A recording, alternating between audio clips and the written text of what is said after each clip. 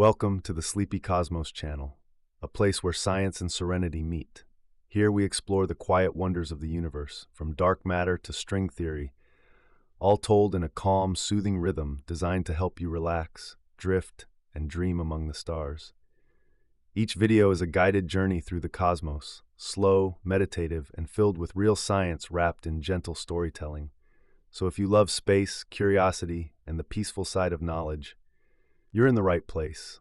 Make sure to subscribe for more new sleep narrations every week. And if you'd like to reach out for collaborations or business inquiries, you can contact us at the sleepycosmoschannel@gmail.com.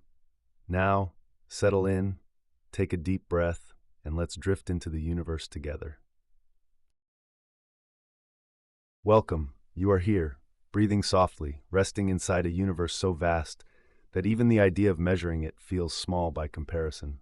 Above you, beyond the walls, beyond the clouds, and far past the quiet glow of the atmosphere, there is space, a deep, dark, almost endless expanse. Within it, galaxies drift like islands of light, each one containing hundreds of billions of stars, and around many of those stars circles of rock and gas and ice slowly turn, obeying laws that hold steady across unimaginable stretches of time.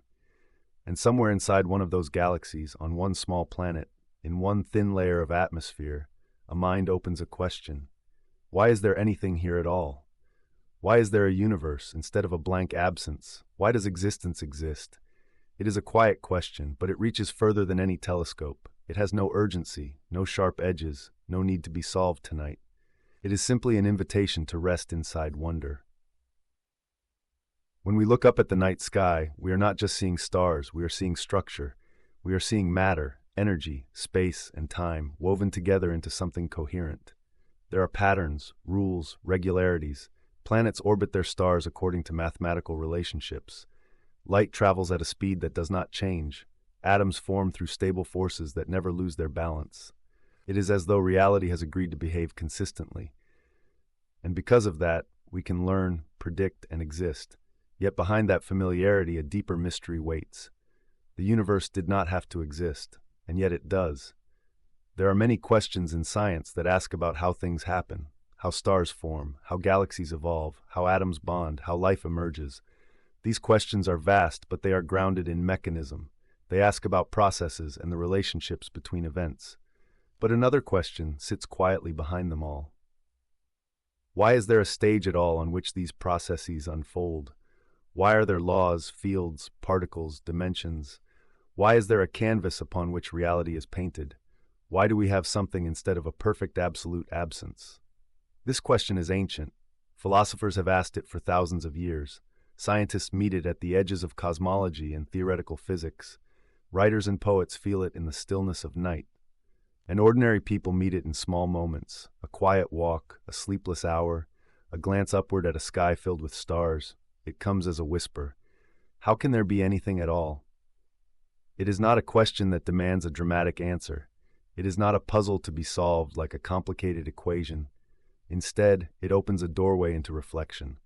It invites the mind to slow down, to notice the structure that holds everything together, to become aware that the existence of anything is already astonishing.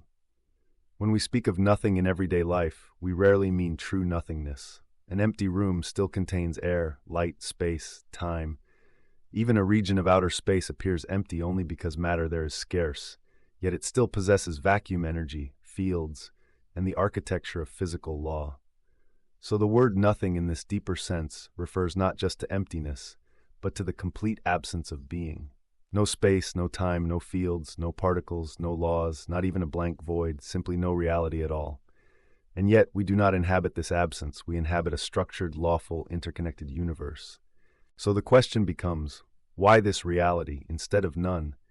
Some thinkers suggest that existence is simply necessary, that it cannot be otherwise, that reality must exist in every logically possible situation.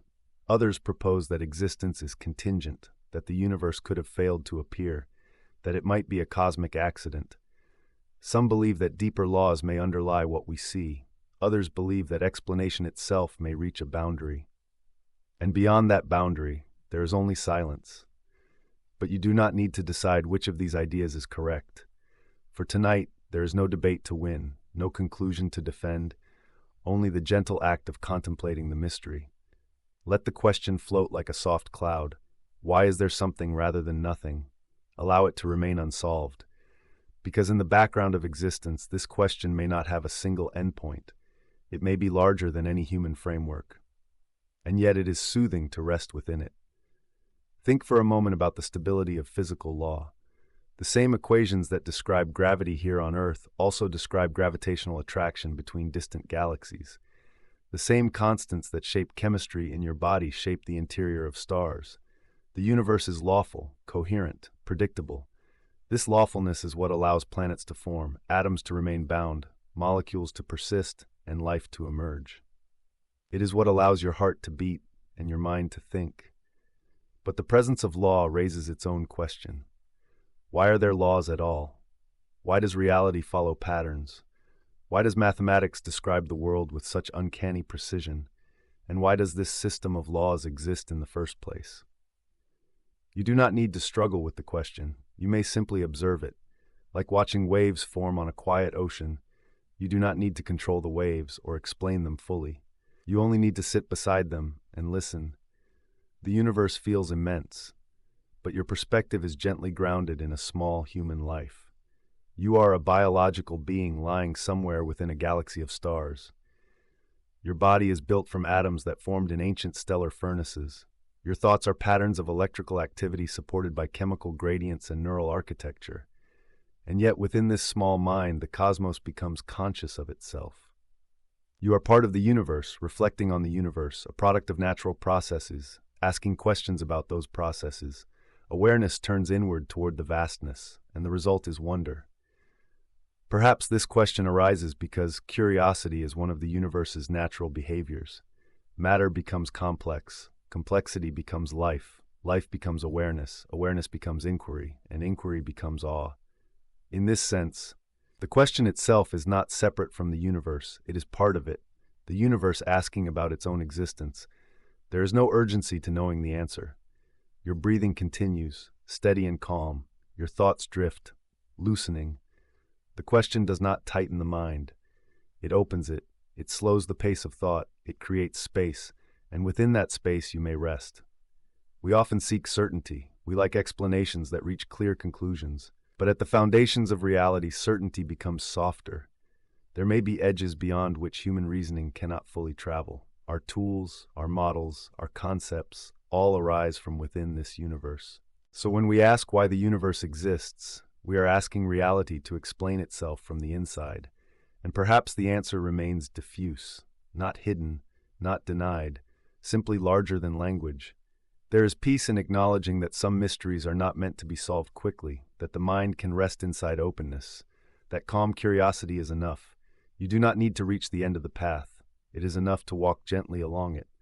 So lie here and feel the shape of existence around you, a cosmos governed by structure, woven through with law, permeated by consistent relationships, a reality that simply is. And within it, you, a conscious being, aware that it exists, aware that the universe exists, aware that existence itself is the ultimate astonishment. Let the question soften, let wonder become a quiet companion, let your breath slow, and let the vastness be gentle. Because even though the question reaches toward infinity, right now you are safe. You are small in a comforting way. You are held by the fabric of a lawful universe, and you are free to drift quietly into thought, into calm, into rest, into sleep. The universe exists, and for tonight that simple fact is more than enough. Imagine everything you see around you quietly fading out of existence. The walls, the room, the planet, the stars, not exploding, not collapsing into some other form, simply no longer there. Then imagine that even space itself, the distance between things, is gone. There is no here, no there, no before, no after, not even darkness, because darkness still belongs to a space that could be filled with light. What remains in this picture is not emptiness. It is the idea of a reality with absolutely nothing in it, not a thin mist, not a scattered particle, not a field waiting silently, just no being at all. This is close to what philosophers mean when they use the word nothing in this deepest sense. Not an empty place, but the absence of any place whatsoever. In ordinary life, we talk about nothing all the time. You might open a cupboard and say there is nothing inside. You might walk into an unfurnished room and call it empty. You might look at a quiet stretch of sky and say there is nothing there. But in all of these cases, something still exists. The cupboard still has air molecules and the faint pull of gravity and light bouncing from its surfaces. The room still has temperature and pressure and a floor that can carry your weight. Even an apparently empty stretch of sky is filled with radiation, weak gravitational fields, and the structure of space-time itself. What we casually call nothing is usually just not much, a place where the objects we care about are absent. But philosophically, the word tries to point to a more radical idea, a situation in which there is no place, no time, no law, no fields, no potential, simply no reality, not a blank canvas, no canvas at all. Science works within a universe that is already there. It measures distances, tracks particles, studies fields, and uncovers laws. It looks at what is and asks how it behaves. When physicists talk about a vacuum, they are describing the lowest energy state of a quantum field. This vacuum is not truly empty. It has structure, fluctuations, and measurable effects. Particles can briefly appear and disappear. Fields still exist, even when they are quiet. The vacuum of physics is a kind of something thin, subtle, but still very much part of an existing reality. But the philosophical question reaches deeper. It asks about the possibility that there might have been no universe at all, no laws for physics to describe, no vacuum states, no quantum fields, not even the possibility of something happening. And it asks, why is that not the case? Why do we have a universe full of structure, instead of the absolute absence of everything? This is what makes the question so unusual. Most questions ask for explanations inside a shared background. If you ask why it is raining, there is already a world with clouds and water and air. If you ask how a star shines, there is already a universe with matter and gravity. But when you ask why anything exists at all, you are questioning the background itself. You are not asking about events inside the universe. You are asking about the existence of the universe as a whole. The usual tools of explanation feel less secure here. We cannot step outside reality and observe it from a distance. We cannot compare our universe to a true example of nothing. We cannot design an experiment in which we switch existence off and watch what happens. We are always on the inside, so the question has a strange quality. It is simple to say, yet very difficult to handle. Philosophers sometimes distinguish between two ways of thinking about nothing. One is logical nothing, an absolutely empty domain, no objects, no truths about objects, no hidden structures. The other is physical nothing, whatever physics currently treats as the lowest possible baseline, an empty region of space, or a quantum vacuum, or some minimal state of fields and geometry. From the viewpoint of everyday science, physical nothing can be described, measured, modeled. From the viewpoint of metaphysics, even this physical nothing already presupposes a universe, a stage, a framework, something rather than nothing.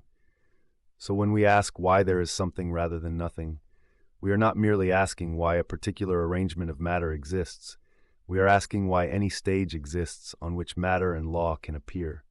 Why there is a logical structure, a mathematical canvas, a reality instead of the complete absence of reality. To feel how strange this is, you can compare three mental images. First, an empty room. There are no chairs, no tables, no objects, but there are still walls, a floor, air, temperature, and gravity. Second, empty space. Imagine drifting far away from all stars and planets. The region around you might contain almost no matter. Yet there is still space-time, still subtle fields, still the possibility for particles and radiation to pass through. Third, try to imagine a total absence. No room, no space, no container, nothing that could expand, nothing that could change.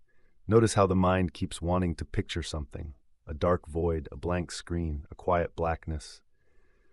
But all of these images still describe a kind of place.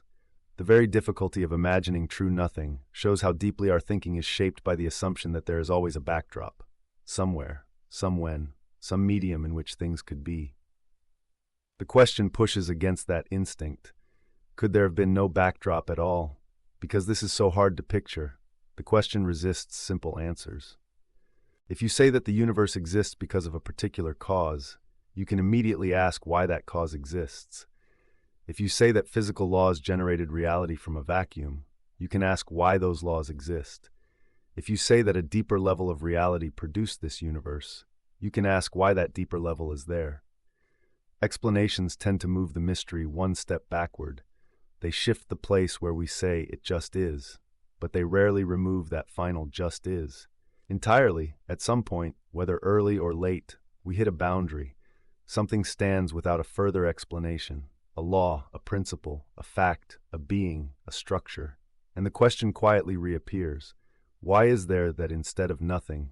This might sound unsettling, as though the mind is trapped in a loop, but it can also be calming, because it means there is no pressure to find the final answer tonight. The structure of the question suggests that complete closure may not be available from within the universe, and that is acceptable. You can let go of the urge to push past every last limit. You can allow the mystery to remain open, to be something you live within, rather than something you conquer. Humans are naturally drawn to this kind of question. A child may look up at the sky and ask where everything came from. An adult lying awake at night may wonder how any of this is possible. Sometimes the question arises during moments of joy, sometimes during grief, sometimes simply during late hours when the world is quiet. We are aware of how small we are. We know that our lives are brief, and yet we find ourselves inside a universe that seems to stretch beyond comprehension. The mismatch between our size and the scale of reality can create an almost vertigo-like feeling, a mix of awe and vulnerability and curiosity. This is the psychological side of cosmic wonder. The mind reaches for a stable frame, something that makes sense of the entire picture. But at the base level, the picture may not reduce to a single simple story. Instead, we are left with a kind of open astonishment, and that astonishment, though it can feel overwhelming, is also deeply human. The question also sits at the boundary between science and metaphysics. Science examines patterns within the universe. It asks how things behave, how they interact, how the present arises from the past. Metaphysics asks about the general conditions for anything to exist at all. When scientists talk about the earliest moments of the cosmos, they are still describing events within an already existing framework. When metaphysicians ask why there is a framework, they are stepping back one more layer. Neither approach cancels the other. They meet, overlap, and inform each other, but they focus on different aspects of the same reality. Listening to this boundary can be quietly fascinating. We learn how far our current theories can reach, where they are successful, where they remain silent, and we see how philosophical reflection tries to speak about what lies just beyond the reach of measurement, not with certainty, but with careful and humble speculation. In this way, curiosity itself becomes part of the story. The fact that you can even ask why there is something rather than nothing is itself a feature of the universe. Matter has arranged itself into living systems. Those systems have evolved nervous structures. Those structures have given rise to experience, to thought, to language. And from language emerges this question. So when you contemplate the existence of the universe, you are not separate from it. You are a small portion of reality reflecting on reality. Curiosity is not outside the cosmos, looking in. Curiosity is one of the ways the cosmos behaves from the inside. Perhaps this is one answer to why the question feels so natural. The universe has become complex enough to ask about itself. And in you, in this moment, it is doing exactly that. Notice how the question expands. At first, it seems like a simple sentence. Why is there something rather than nothing? But as you stay with it, you begin to see how many assumptions it touches. What we mean by something, what we mean by nothing. Whether every fact requires a deeper reason, whether explanation can reach an ultimate ground. Yet even as it expands, the question does not require you to hold all of its complexity at once. You can let it float at the edge of awareness. You can let individual thoughts arise and fade. You can observe them the way you might watch soft waves move toward a shore. There is no need to chase each one, no need to reach a conclusion, just a slow, steady, meditative attention. You are lying inside a universe governed by laws. Those laws allow atoms to form stable patterns. They allow stars to burn for billions of years. They allow galaxies to assemble, collide, and spread apart. They allow planets to cool, to form oceans, to cradle life. They allow a brain to sustain awareness, and that awareness can step back and ask, how is it that any of this exists? The question has brought you here, to a place where you can feel both small and quietly significant. Small, because the cosmos is vast. Significant, because you are capable of contemplating it. Both truths can coexist, and as you rest, you can allow them to cradle your thoughts, like a calm sea holding a small boat. The mystery remains. Why is there something rather than nothing? No argument tonight will remove it. No single explanation will close it completely. And that is all right. The mind can grow still, even in the presence of unanswered questions. You can let the unknown be a gentle backdrop. You can let your breathing find its own rhythm. You can let your attention settle and drift, knowing that you are part of this something, a fleeting pattern in a lawful universe, leaning softly against the edge of ultimate questions, and gradually, slowly, peacefully, letting them fade into the quiet as you move deeper into rest. There is a quiet difference between things that had to be and things that simply are. You can feel this difference even in everyday life. Some truths seem unavoidable. If you take two objects and add two more, you will always end up with four. If you draw a perfect triangle, the sum of its inner angles in ordinary flat space will always match a specific value.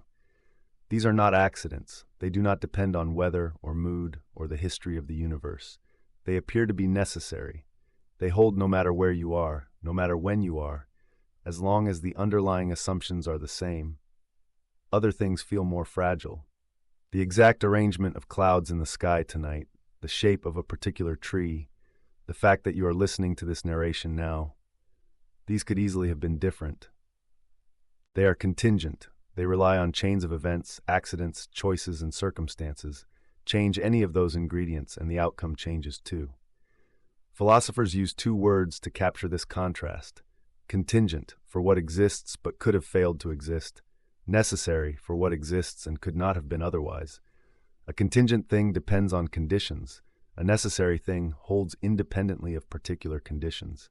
Your current position in space, your exact state of mind, the arrangement of objects in your room, all of these are contingent, but logical truths, basic mathematical relations, and perhaps some very deep principles may feel necessary. They seem to hold in all possible situations that we can conceive. To get a feeling for this, imagine rolling a die. You know that one of 6 faces will land upward. The exact number is contingent. It depends on tiny details of motion, orientation, and timing.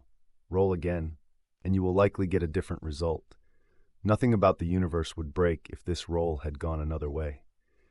Now compare that to the idea that no matter how the die lands, it cannot show 7 faces at once.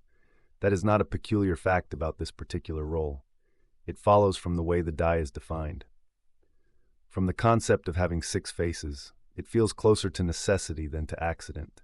Even if you had rolled the die in another galaxy or another era, the basic constraint would remain. In mathematics, the distinction can be even clearer. Once the axioms of a system are fixed, some statements will always be true within that system. They do not depend on experiment or observation. They arise purely from the internal structure of the definitions. You do not need to check every case with a measurement. You can prove them. They are necessary relative to the axioms you chose. Of course, you can also imagine choosing different axioms. In that sense, even necessity inside a system can sit on top of a deeper layer of choice. But within a given framework, there are truths that simply must hold. Our universe, however, contains both kinds of features. There are logical and mathematical relations that appear necessary, and there are physical facts that appear contingent. The mass of the electron, the strength of the electromagnetic force, the rate at which the universe expands. These are not determined by logic alone. They are measured, not deduced from pure reason. We can imagine a cosmos where some of these values are slightly different. Perhaps gravity is stronger or weaker. Perhaps atoms are more fragile or more robust. In some of these imagined universes, stars might never form. In others, they might form but burn too quickly for complex chemistry to develop. In still others, structure might never emerge at all. Our own universe sits in a particular range of values. Enough attraction for galaxies to condense, not so much that everything collapses immediately. Enough stability in atoms for molecules to persist, not so much rigidity that nothing can interact. These details feel contingent. They look like one possible realization among many. This leads to a natural question. Is the existence of our universe itself contingent? Could reality as a whole have failed to appear? Could there truly have been nothing? Or is existence in some deep sense necessary? Perhaps not every specific detail, but the fact that there is something rather than nothing.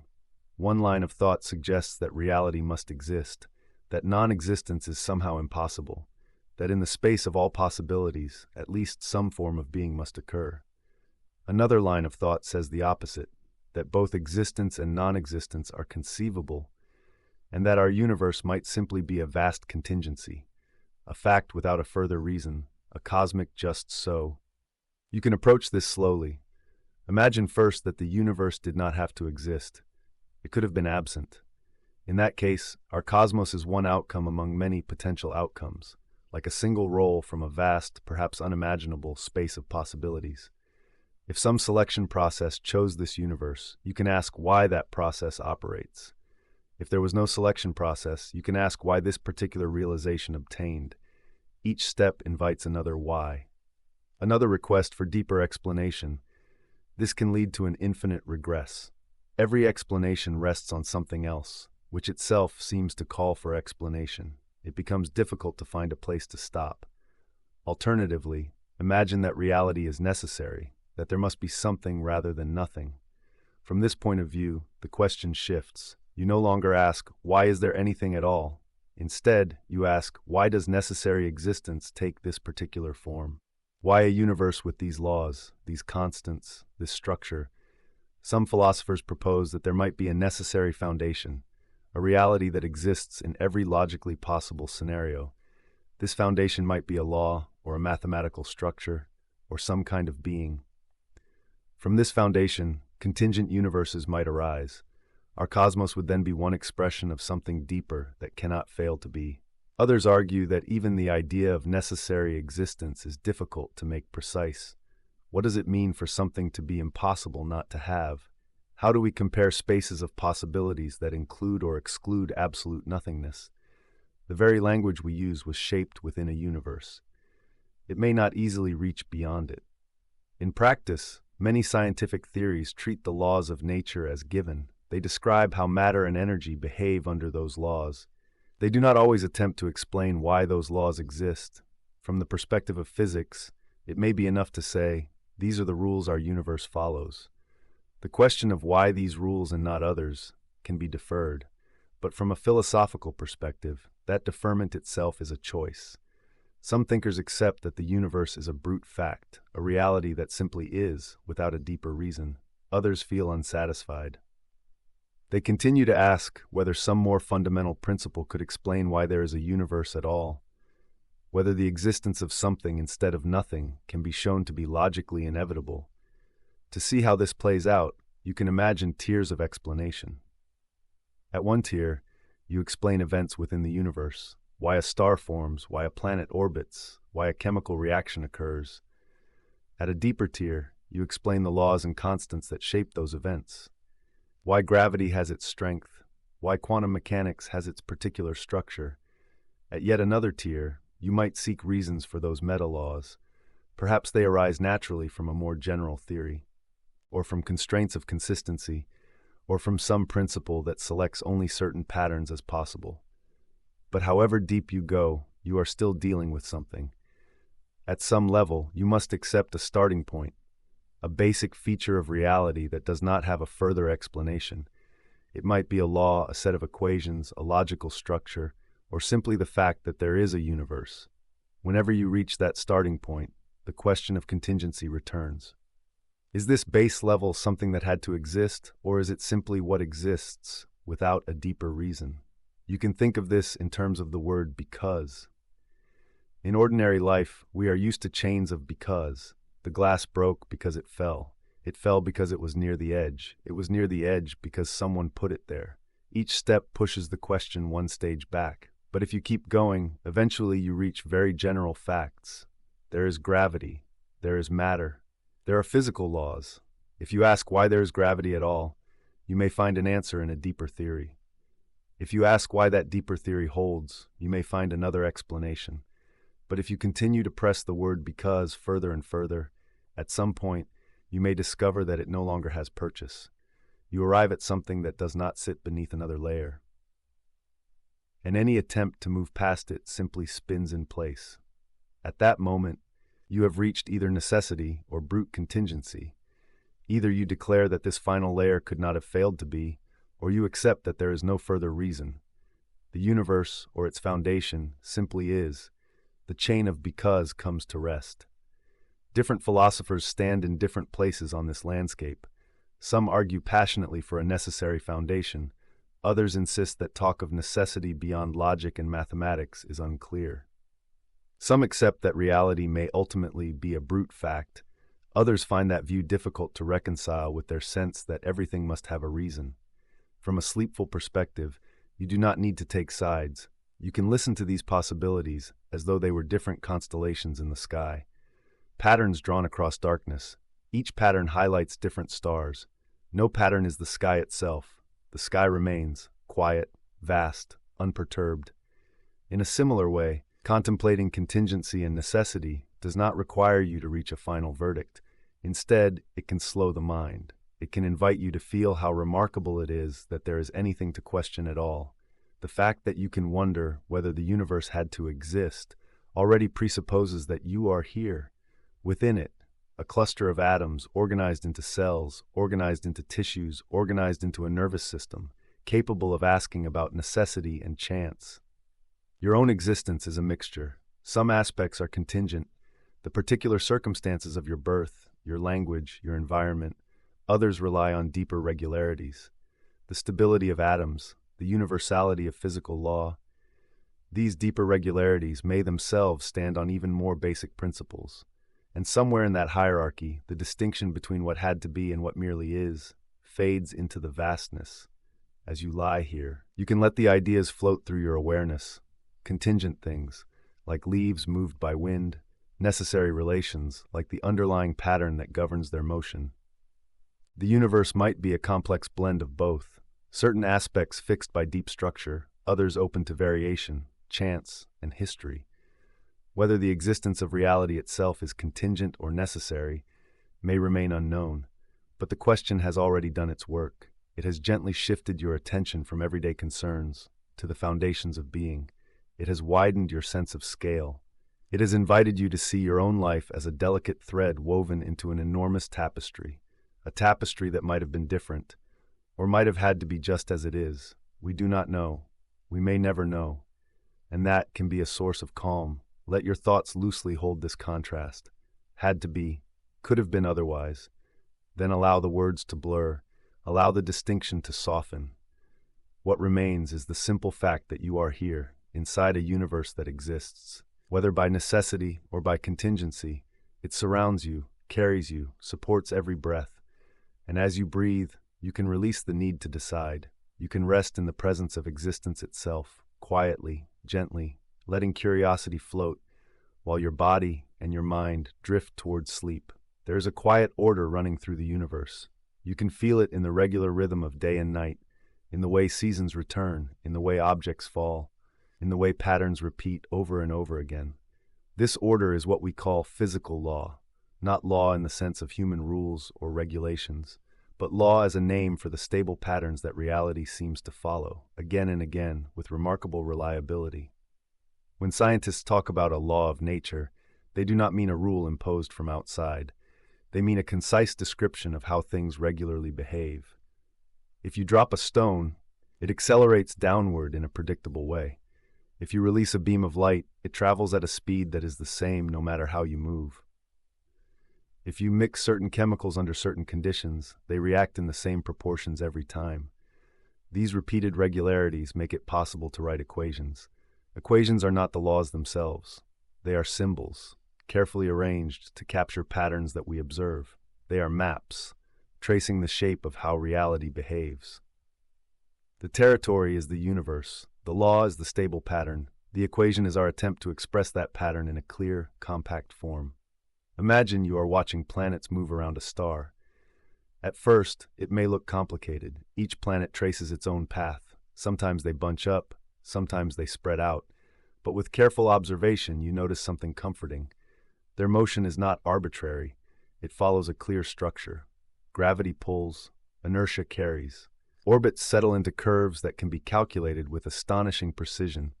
You can predict where a planet will be years in the future. You can even work backward and infer where it was long before anyone was there to watch. This kind of stability is what makes the universe predictable. The same law that governs a falling apple also governs the motion of the moon and the paths of distant comets. A small equation can describe phenomena across scales that differ by many orders of magnitude, from everyday motion to the dance of galaxies. This stability is not limited to motion. The structure of atoms also follows patterns. Electrons arrange themselves in specific configurations. These configurations give rise to chemistry, the way atoms bond, the shapes of molecules, the behavior of materials. All of this rests on the underlying rules. Because those rules are steady, the world does not dissolve into chaos. Stars keep shining, matter stays bound. The same chemical reactions that happen in laboratories on Earth also occur in distant nebula. The universe is not only vast, it is coherent. Yet this very coherence gives rise to another layer of mystery. Why do these particular laws hold? Why do they have their specific form? Why do certain constants take the values they do? In our current understanding of physics, some numbers seem fundamental. The strength of gravity, the strength of the electromagnetic force, the masses of basic particles, the speed of light, the scale at which quantum effects become significant. These numbers are not predicted by simpler laws that we already know. They are measured, determined by experiment, then written into our theories as fixed inputs. Change them, even slightly, and the universe might look very different. Stars might not form, atoms might be unstable, complex chemistry might be impossible. The universe that we know, with its galaxies, its long-lived stars, its planetary systems, exists within a narrow range of possibilities. This observation is sometimes called fine-tuning. It is as if the knobs of physical law, the adjustable settings of reality, are turned to particular values that permit structure to emerge. Not too chaotic, not too rigid, just stable enough for complexity and eventually life to arise. One way to think about this is to imagine a vast panel of dials and switches. Each dial represents a fundamental constant, the strength of gravity, the charge of the electron, the ratio between different forces.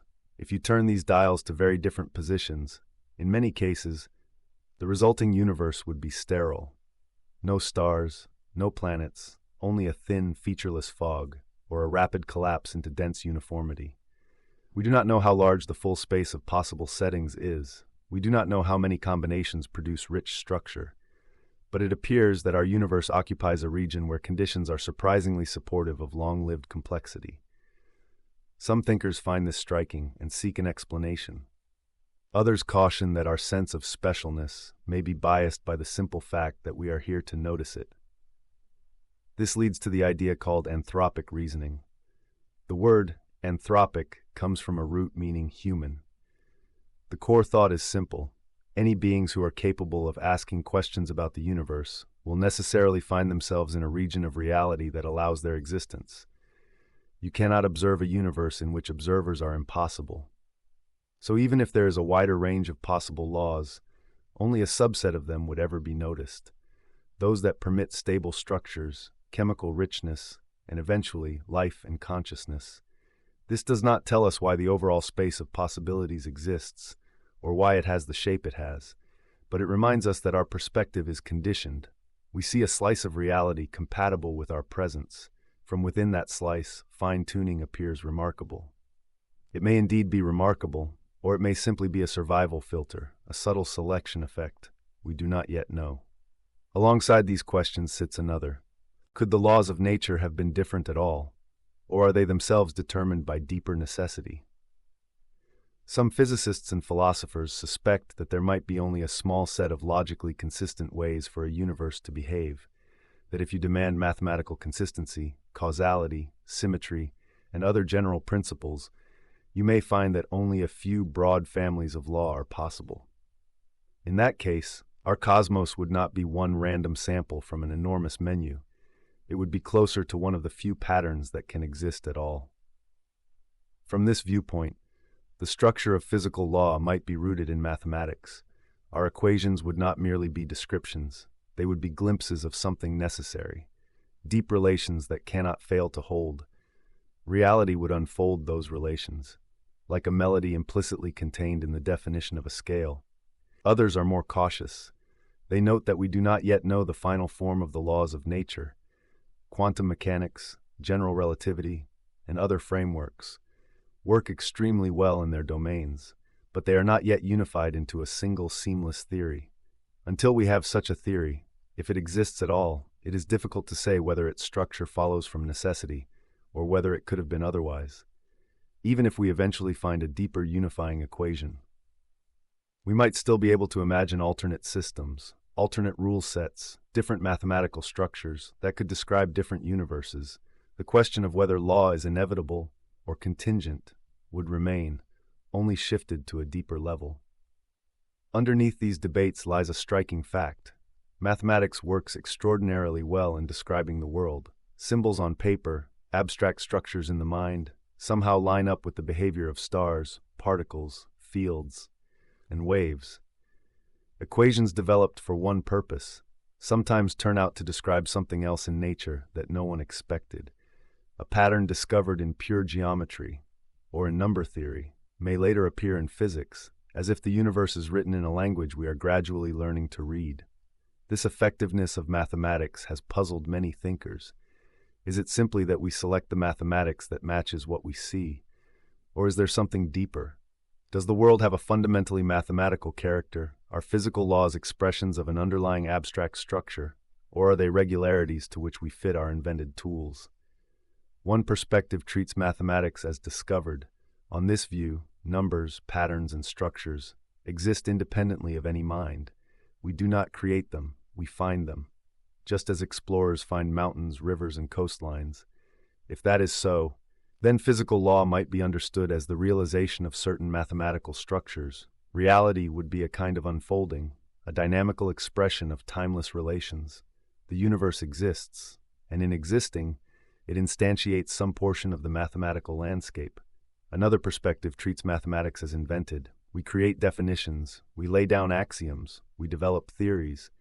These theories are tools, flexible, powerful, but ultimately the product of human minds. If that is so, then the fact that mathematics describes nature so well becomes a testament to our ability to refine these tools. We adapt our formalisms to match observations. We discard what fails, we keep what works. The match between mathematics and physics is then less mysterious. It is the result of an ongoing tuning between model and world. A third perspective blurs the line. Perhaps mathematics is both discovered and invented. We choose axioms, but once they are chosen, certain consequences are not up to us. Necessary truths emerge from our choices. In a similar way, we may choose how to describe the universe, but once a description captures a real pattern, that pattern constrains what else can be true. In this blended view, physical law is woven into existence, not as an external script and not as a purely human projection, but as the stable fabric of relationship between quantities, between events, between structures that hold, no matter who observes or whether anyone observes at all. As you listen, you can let these ideas drift gently. You do not need to resolve them. You do not need to decide whether law is discovered, invented, or both. You can simply recognize that there is law, that the universe follows rules, that those rules can be expressed through mathematics, and that this very fact is astonishing. Without law, planets would not trace predictable paths, atoms would not hold together, light would not move in a consistent way, your body would not maintain its structure, your thoughts would not arise from stable neural activity. The existence of law is what makes reality inhabitable. It is what allows a cosmos rather than a featureless noise or a brief, incoherent flash. Now, let the scale widen again. You are lying in a lawful universe. Underneath you, the ground supports your weight, because the particles in it obey the rules of matter. Above you, space stretches outward, because geometry behaves in ways that can be described. Inside you, cells repair, signals travel, memories form, because biological processes rest on chemical reactions, and chemistry rests on physics. All of this, every breath, every heartbeat, is quietly governed by the same underlying structure, stable, reliable, consistent. We do not yet know whether this structure had to be so, or whether it could have been different. But we know that it is, and in its presence you can rest. You can feel the comfort of predictability, the reassurance that the universe will not spontaneously abandon its patterns, that tomorrow's sunrise will follow from today's rotation, that the stars will continue to burn according to the same rules, that the laws of nature will be the same when you wake, as they are while you sleep. The question of why these laws exist, why they take this form, why mathematics is so effective, why constants have the values they do, all of these questions remain open. They point beyond our current understanding, toward deeper theories, toward philosophical reflection, toward ideas about necessity, contingency, and the foundations of reality. But tonight, you can let those deeper layers fade into the background. You can allow yourself to be held by the simple recognition that you are part of an ordered universe, that beneath every moment, every sensation, every thought, there is a quiet, reliable structure, a web of law, within which you are free to drift, to let go, to fall softly into sleep.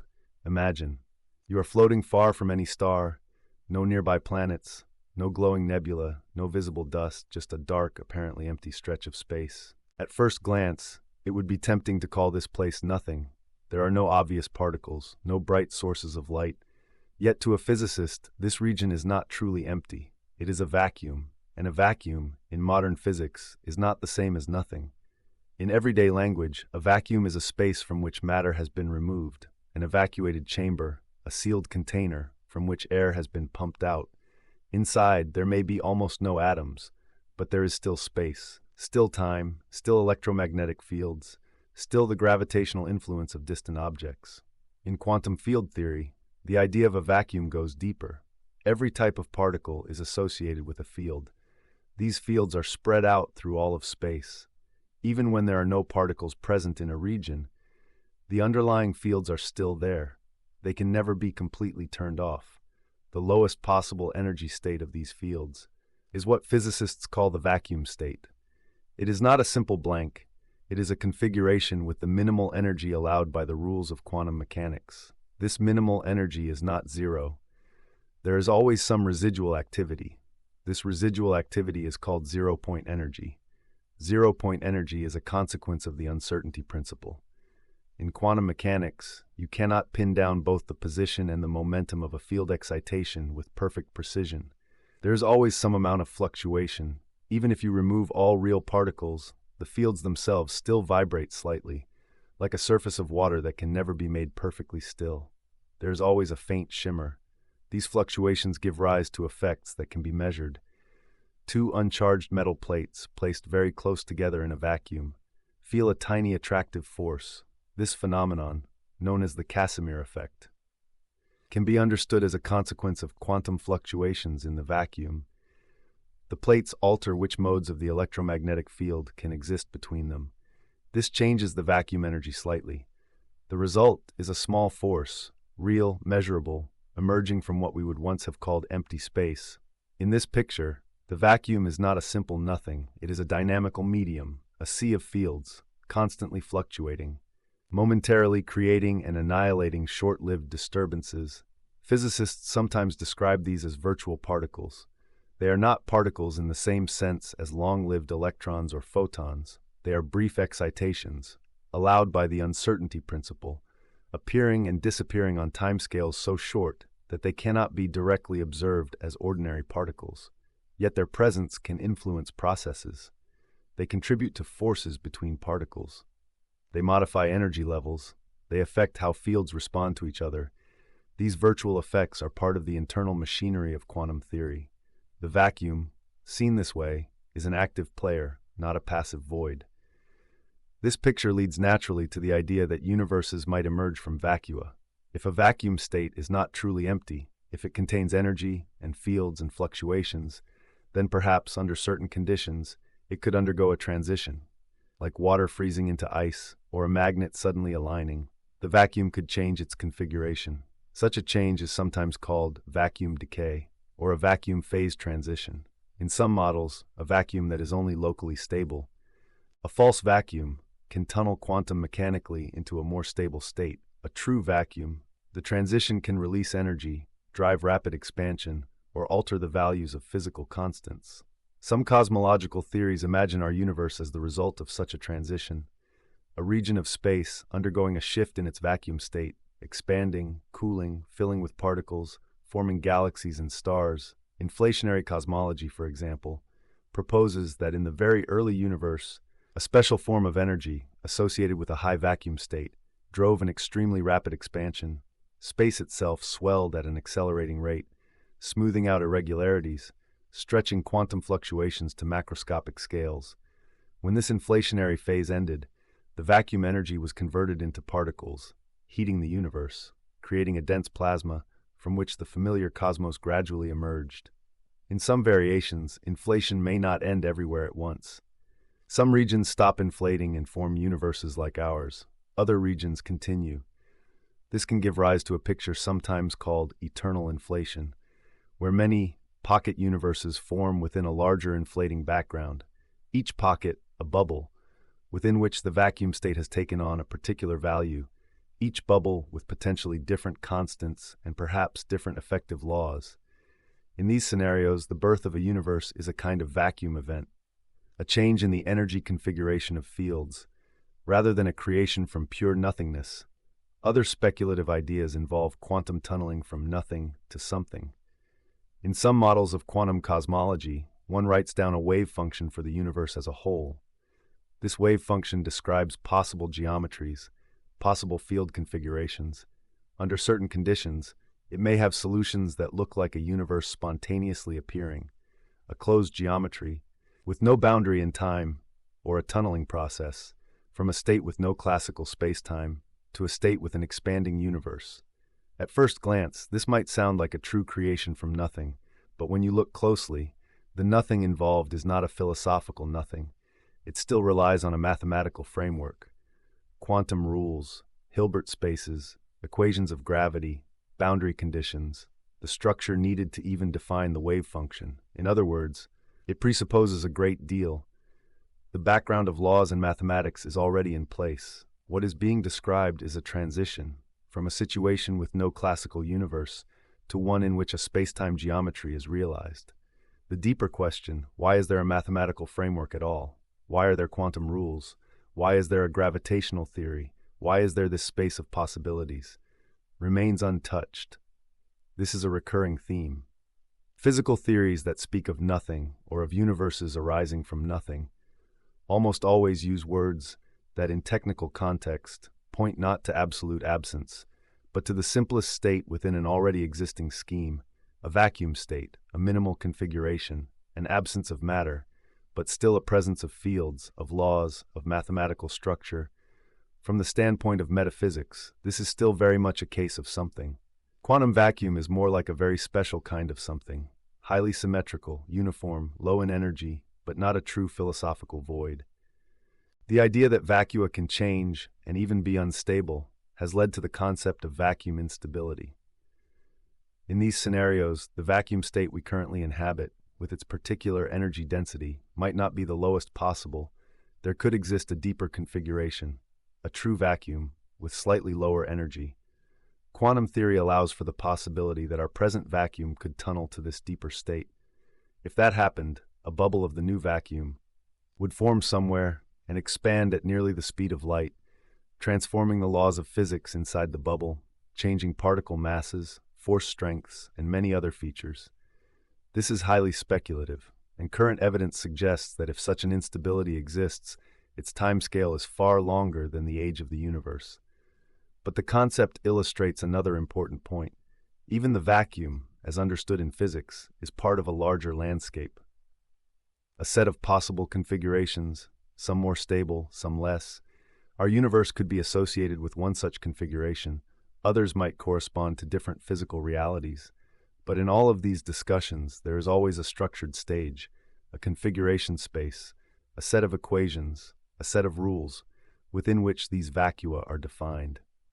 So when people say the universe could arise from a quantum fluctuation in the vacuum, they are offering a possible answer to the question, how might our particular universe with matter and radiation and structure have emerged from an earlier state? They are not fully answering, why is there a reality of any kind? because even the vacuum fluctuation presupposes fields, laws, mathematical relations, quantum behavior, time, or something analogous to time, all the scaffolding needed to even make sense of the statement, a fluctuation occurred. The deeper question, why does this scaffolding exist? Why is there a quantum field? Why is there a gravitational framework? Why is there a rule from whose vacuum universes can emerge, still remains? None of this makes the physics less valuable. On the contrary, exploring quantum vacua, vacuum energy, fluctuations, and cosmological models gives us tremendous insight into how our universe behaves, how it expanded, how structure formed, how subtle quantum effects can influence the largest scales. It also shows that what we once thought of as empty space is richer and more active than intuition suggests. The void is not void, it is a medium with properties, patterns, and dynamics. This is a profound shift from ancient ideas of empty nothingness to a modern view where even the simplest state of the universe is filled with potential. As you rest here, you can picture not a cold, featureless absence, but a deep, dark ocean of fields. Everywhere, even in the spaces between galaxies, even in the emptiness between atoms. These fields are never perfectly still. They fluctuate, they respond, they interact. Within this restless quiet, conditions can change, energy can flow, structures can emerge. Our universe, in some theories, is one such structure, born from a change in a vacuum state, expanding, cooling, forming matter, and eventually forming you. Yet even as you imagine this, you can feel that the ultimate question has only been moved, not erased. Why are there fields at all? Why is there a quantum description? Why is there a landscape of vacua? Why is there something instead of nothing? Quantum vacua, vacuum decay, inflation, and cosmological tunneling may help explain how one state of reality leads to another, how universes might begin within a broader structure, but they do not fully answer. Why that broader structure exists, why there is a system of possibilities, rather than no system, no possibilities, no framework, no laws, no vacuum, no quantum, no anything. In this sense, quantum explanations bring us closer to understanding the birth of our observable universe, but they still leave at their foundation a mystery. You can linger here, calmly, allowing both levels to coexist in your mind. On one level, the physical story, vacua, fluctuations, transitions. On another level, the metaphysical question, why is there a stage on which any of this can occur? You do not need to resolve the tension, you can simply feel it like a gentle pressure. At the edge of comprehension, soft, persistent, not demanding an answer, only inviting reflection. As you breathe, you are participating in a universe whose vacuum is not empty, whose space is structured, whose laws allow fluctuations and change. The atoms in your body, once part of older structures, are now assembled into a system capable of thinking about vacua and about nothingness. The fact that emptiness is so full and that fullness includes you is already a kind of quiet wonder. Let that thought settle like fine dust in still air.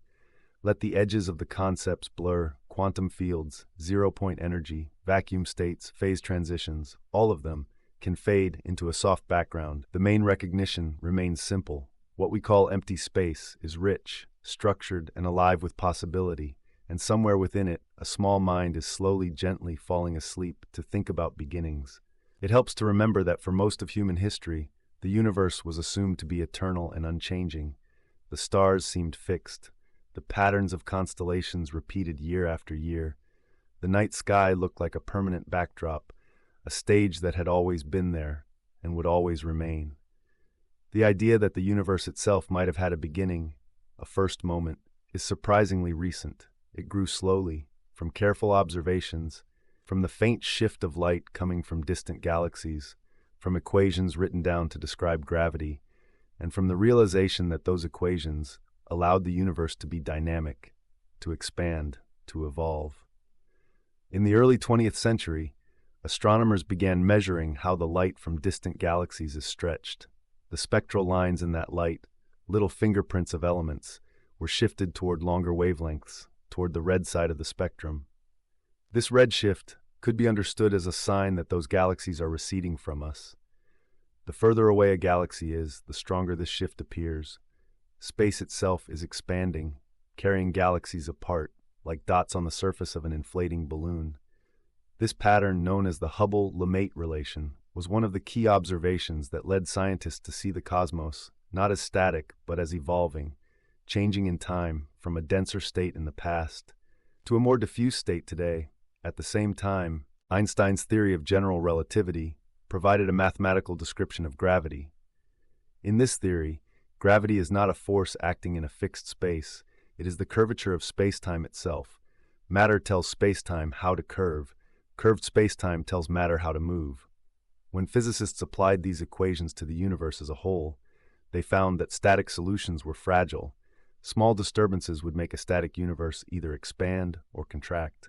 Dynamic universes, on the other hand, were natural. Some solutions described expanding universes, others described contracting ones. The combination of these equations with the observed redshift of galaxies led to a striking picture. Our universe is expanding. If you run this expansion backwards in your mind, you find that, in the distant past, matter and radiation were packed more closely together, temperatures were higher, densities were greater. At sufficiently early times, the universe was extremely hot, extremely dense, a kind of cosmic fireball. This is the core idea behind what is called Big Bang cosmology. The term Big Bang can be misleading. It suggests an explosion, an event that happens at some point in space, sending debris into surrounding emptiness.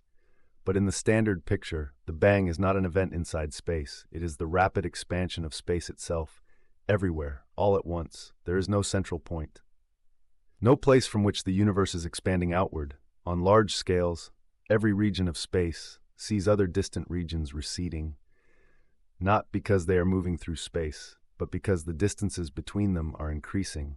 The Big Bang is not a blast, but a description of an early phase in which everything was closer together, and the scale factor, the quantity that measures the overall size of the universe, was much smaller. As this hot, dense universe expanded, it cooled. Protons and neutrons combined to form atomic nuclei. Later, electrons joined these nuclei to form neutral atoms. At that moment, light that had been trapped, scattering off charged particles, could travel freely. This relic light has continued to stream through space, stretching with the expansion. It is now observed as a nearly uniform glow, the cosmic microwave background, a faint radiation with a temperature of just a few degrees above absolute zero. Its pattern of tiny fluctuations carries information about the early universe, supporting the picture of a hot, dense origin, followed by expansion. Structure grew over time, slight overdensities in matter pulled in more material, forming galaxies, clusters of galaxies in the large-scale cosmic web. We can measure the rate of expansion today. We can trace elements of this story backward to very early epochs, but a question remains. Did this expanding universe have a first moment, a literal beginning, or did the hot, dense phase emerge from something before? General relativity.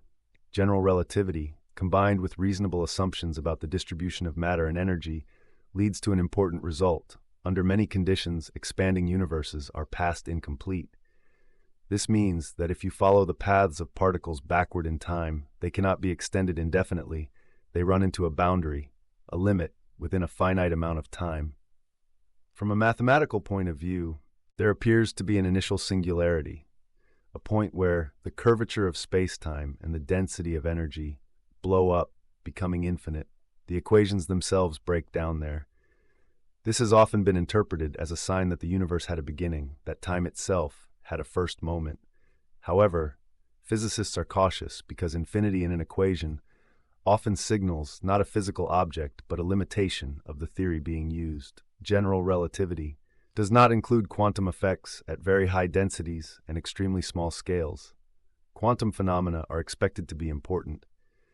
The singularity may simply be a marker pointing to a regime where a more complete theory is needed, a theory of quantum gravity that merges the principles of relativity with those of quantum mechanics.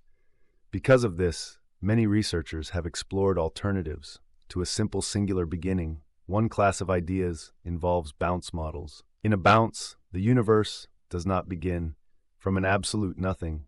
Instead, a previous phase of contraction slows, reaches a minimum size, and then reverses into expansion, like a ball thrown upward, slowing at the top of its arc, then falling back down.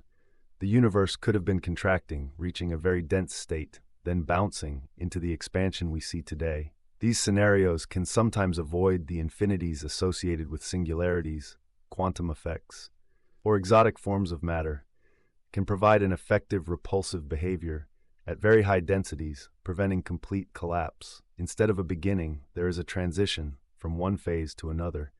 The universe may have a longer history, stretching before the hot dense era. Inflationary cosmology, which we touched on earlier, adds another layer. In inflation, a special form of energy with negative pressure drives an accelerated expansion.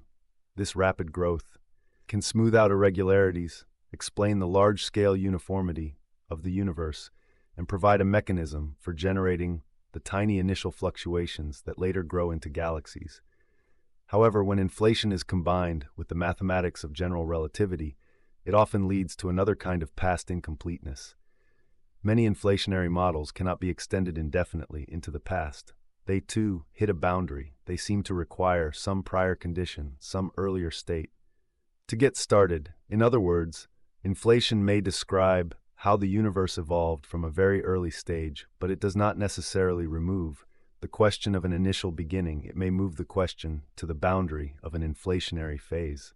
What set up the conditions for inflation? Why did this special energy exist? Why did it begin?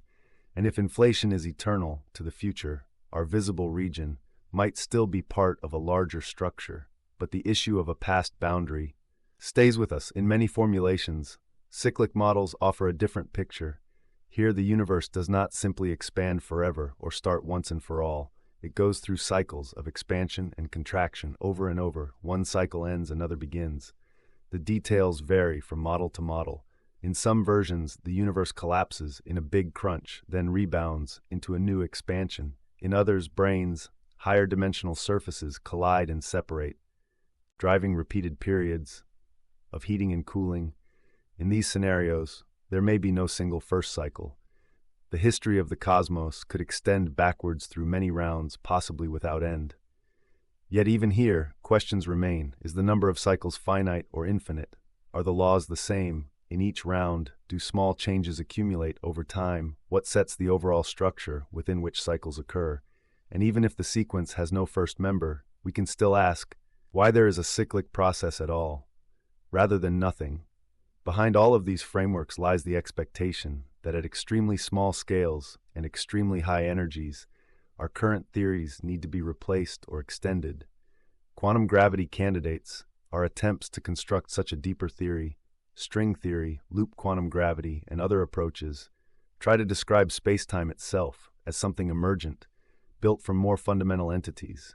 In some of these pictures, the classical notion of a singular beginning is softened. Space-time might have a discrete structure. At the smallest scales, there may be a smallest meaningful distance, a minimal unit of area or volume.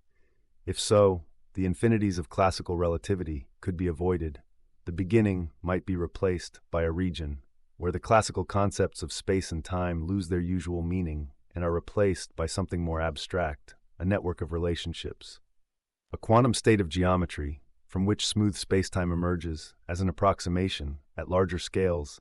Some models suggest that before the hot dense phase, there was a quantum gravitational phase, not accurately described by our usual notion of time or distance. In such a phase, asking what came before may not even be well defined. Time itself could be a derived concept, valid only after the universe has cooled and expanded enough for classical geometry to make sense. These ideas are mathematically rich and conceptually intriguing, but they are still under development. We do not yet have direct experimental access to the energies and scales where quantum gravity dominates. Observations, such as patterns in the cosmic microwave background or signatures in gravitational waves, might eventually give clues. For now, we have a collection of promising paths, but no single, universally accepted theory of the absolute beginning. If such a thing exists, what all these approaches share is that they focus on how the universe evolves, how an early state leads to the cosmos we observe. They describe dynamics, histories, phase transitions, bounces, cycles. They may shift or dissolve. The classical singularity, they may suggest that the universe did not begin from nothing but from a prior state of some kind. Yet even if one of these pictures is eventually confirmed, a deeper question would still remain. Why does any of this structure exist?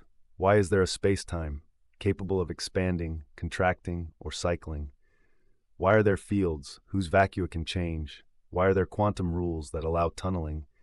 Why is there a landscape of possible geometries? Why is there a system in which big bangs, bounces, inflationary phases, or cycles can occur at all? Why does existence have this kind of architecture instead of none? The problem of cosmic origins and the problem of existence are related but not identical. Cosmology can describe how time behaves near what we call the beginning, whether time stretches indefinitely backward or has a finite extent, whether there was a bounce, a phase transition, a quantum region, or something else. But the question of why there is a universe rather than no universe seems to sit one level higher. It asks not only about history, but about the presence of a history-bearing reality. Of any form, even if we had a complete theory of the earliest moments, even if we could write down an equation from which the universe's state at every time could be derived, we could still ask why this equation, why this framework, why this reality. From a sleepful perspective, this realization can be oddly soothing. It means that you are not missing a simple answer, hidden in some textbook or behind some door.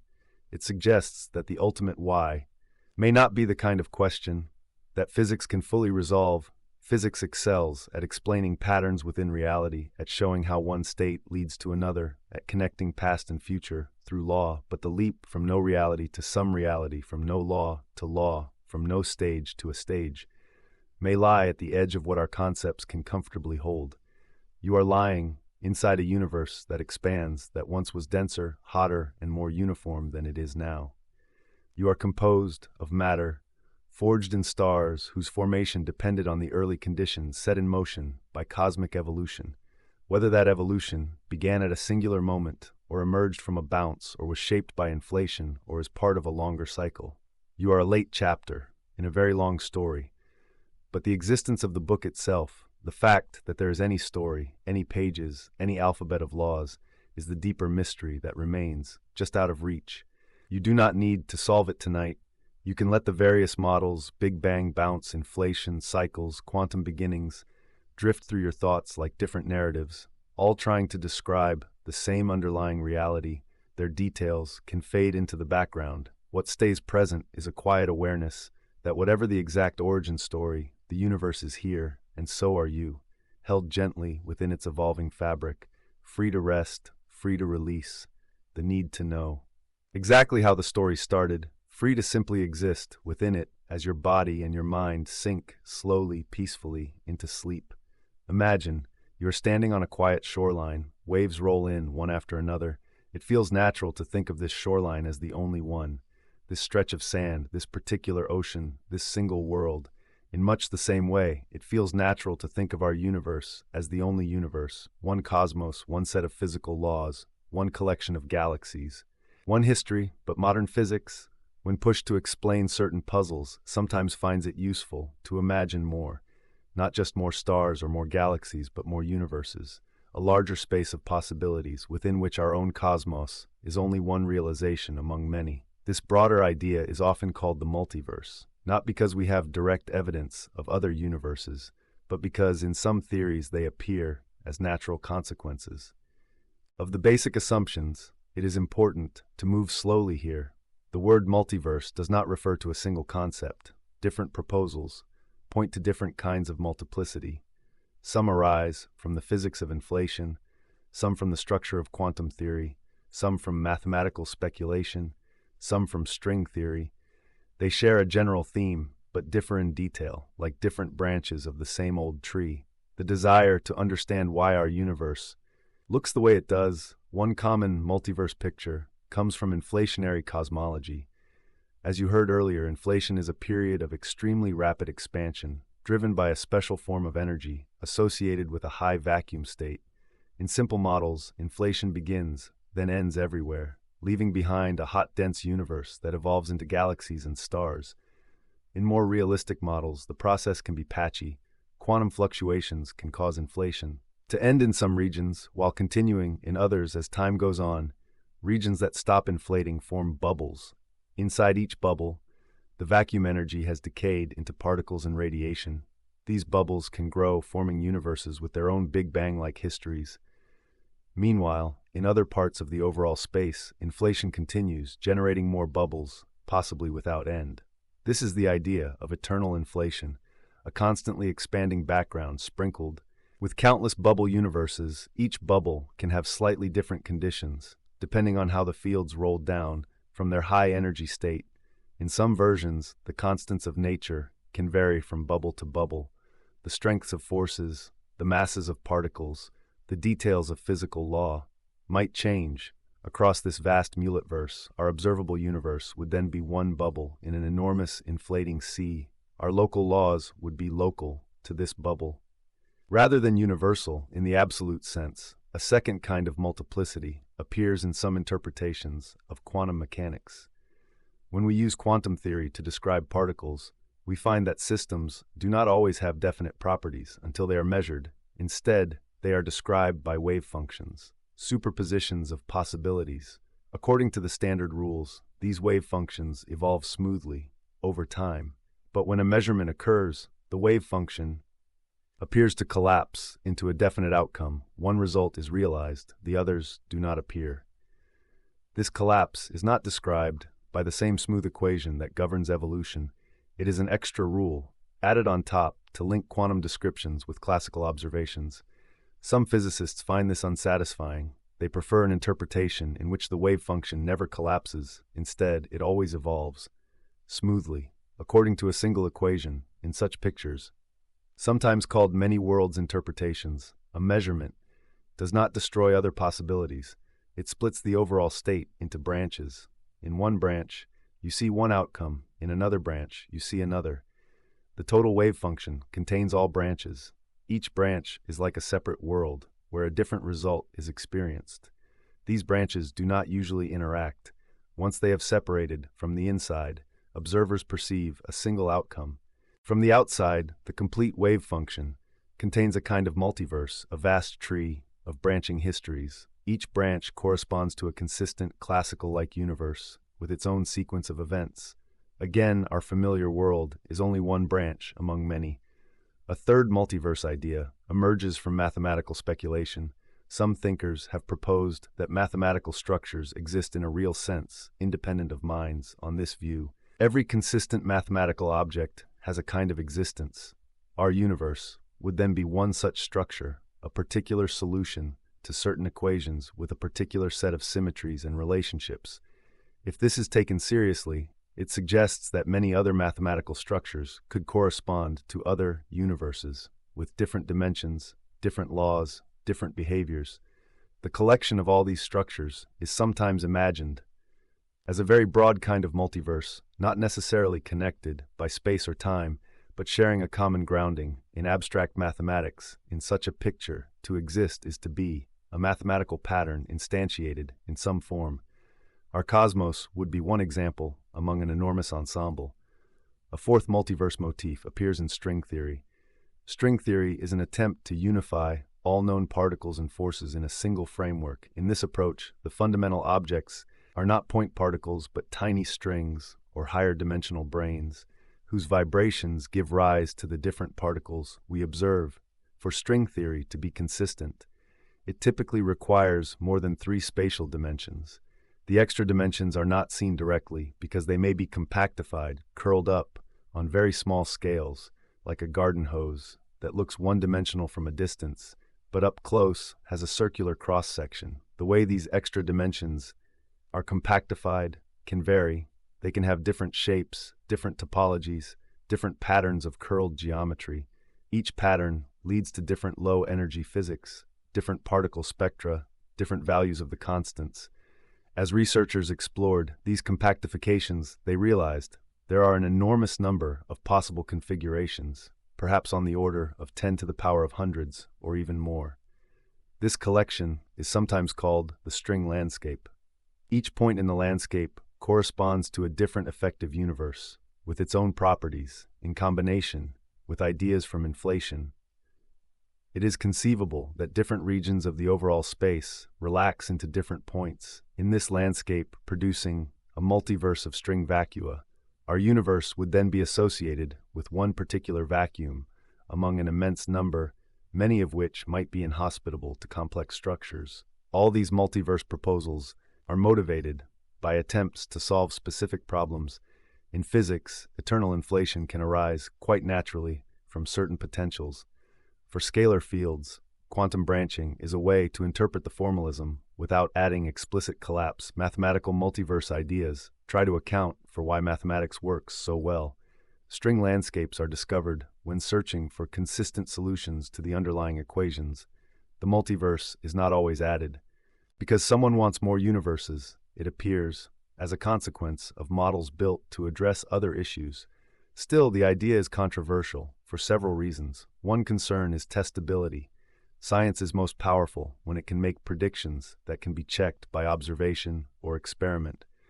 If other universes are completely disconnected from ours beyond any possibility of causal influence, then how could we ever know they exist? Proponents argue that we may not need direct contact if the multiverse is a necessary implication of a theory that is well tested in other ways, then its existence might be indirectly supported.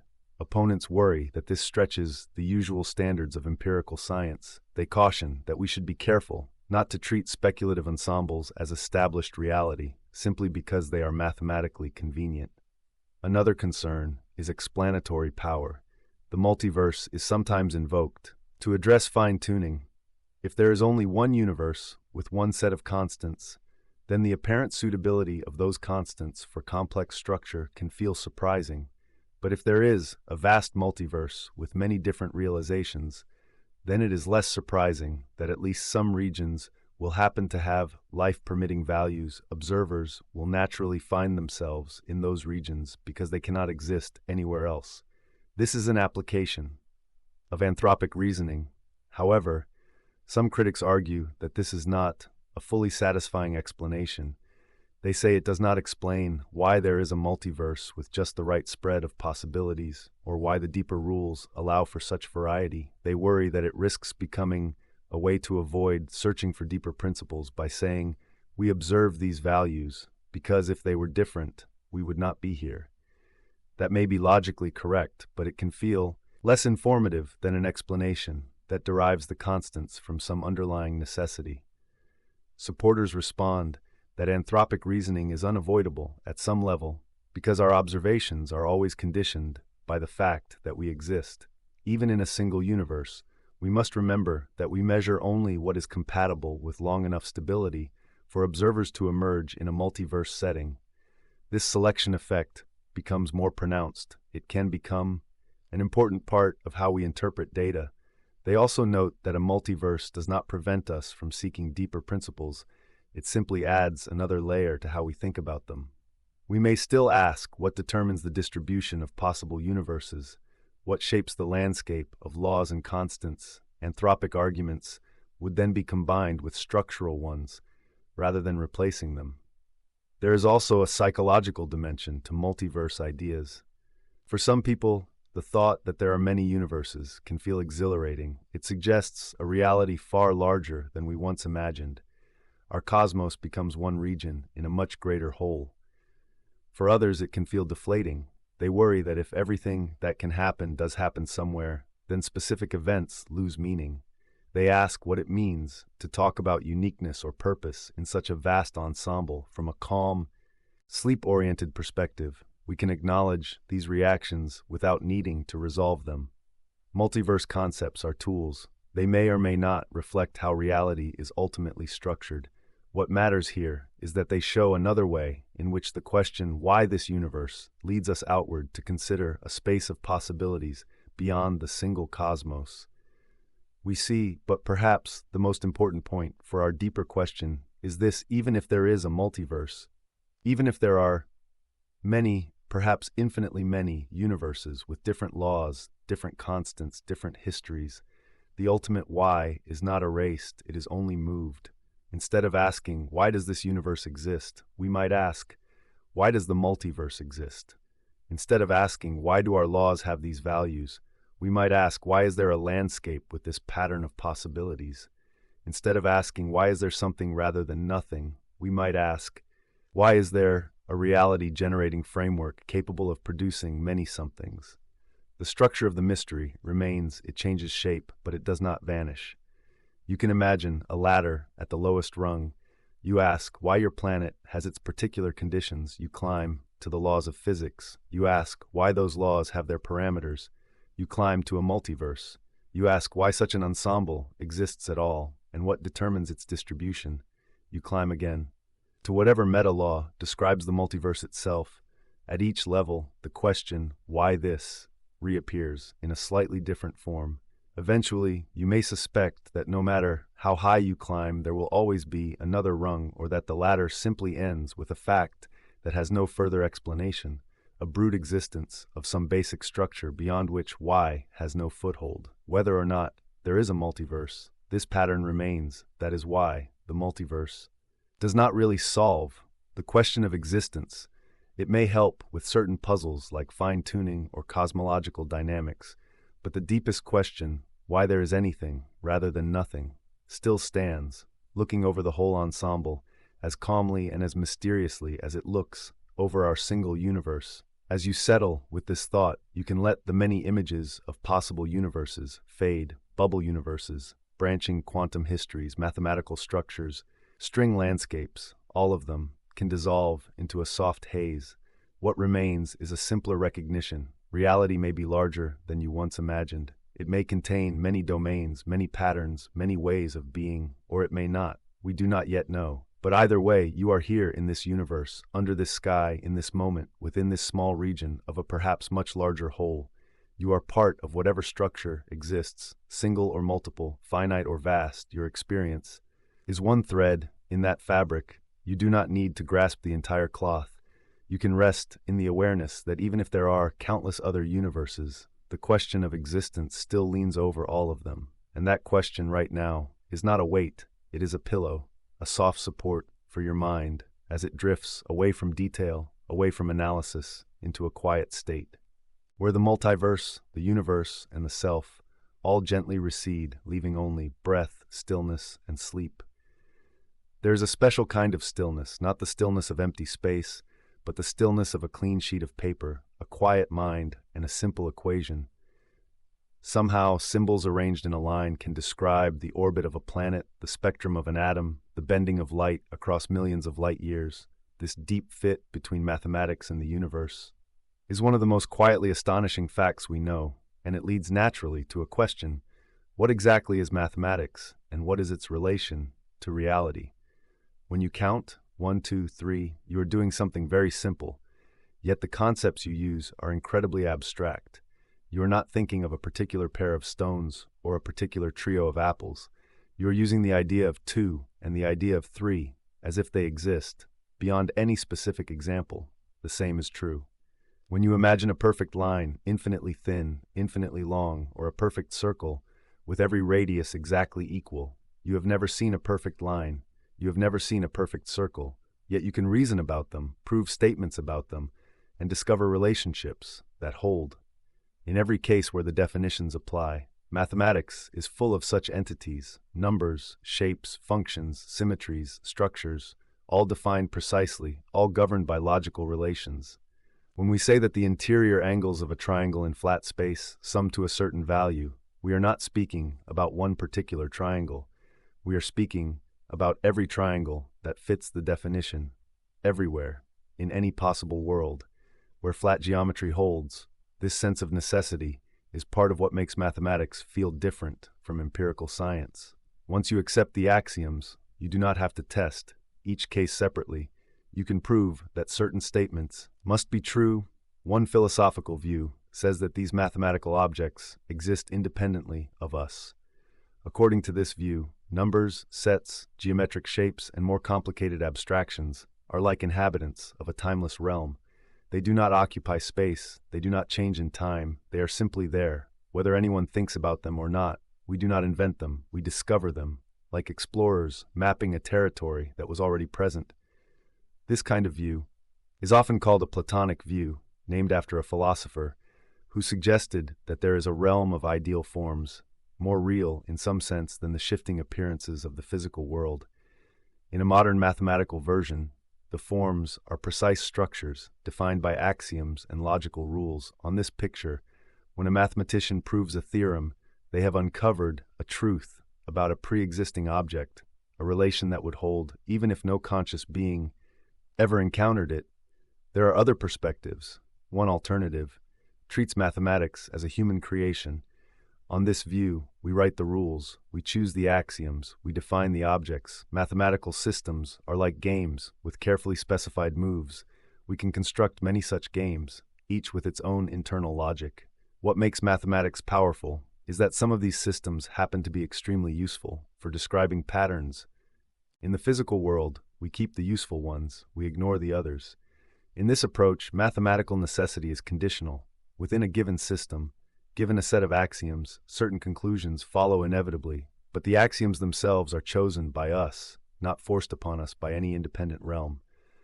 This family of ideas includes formalism, which emphasizes that mathematics is about manipulating symbols according to rules, without needing to assume that those symbols refer to external entities.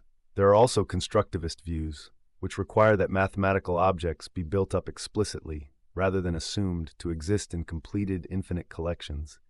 From these perspectives, the power of mathematics reflects our ability to design consistent systems tailored to capture patterns.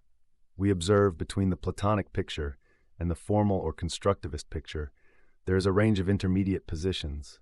Some thinkers suggest that mathematics is both discovered and invented. We invent the axioms, but once we do, we discover the consequences. We create the rules of the game. But within that game, certain moves and outcomes are no longer under our control. In this blended sense, mathematical reality is partly a product of our conceptual choices and partly constrained by logic. Our freedom is in how we set things up, not in what follows from those setups. Now, turn attention to the universe itself. Whatever it is, it behaves in highly structured ways. Planets follow orbits, light bends in predictable arcs, particles scatter with probabilities that can be calculated using precise equations. In one description, the gravitational field is encoded in a mathematical object called a metric, which tells you how to measure distances and how clocks tick. In another description, quantum states are represented by vectors in abstract spaces, whose evolution is governed by specific operators. These words, metric, vector, operator, belong to mathematics, yet they capture something about the way the world actually behaves. You can take a mathematical expression, compute a number, and compare that number to the outcome of an experiment. Again and again, the two match to remarkable accuracy. This success raises an intriguing possibility. What if reality itself is fundamentally mathematical, not merely describable by mathematics, but literally a mathematical structure? The idea goes like this. If you fully specify a structure with certain elements, certain relations, certain symmetries, then there may be no further difference between that abstract structure and a universe.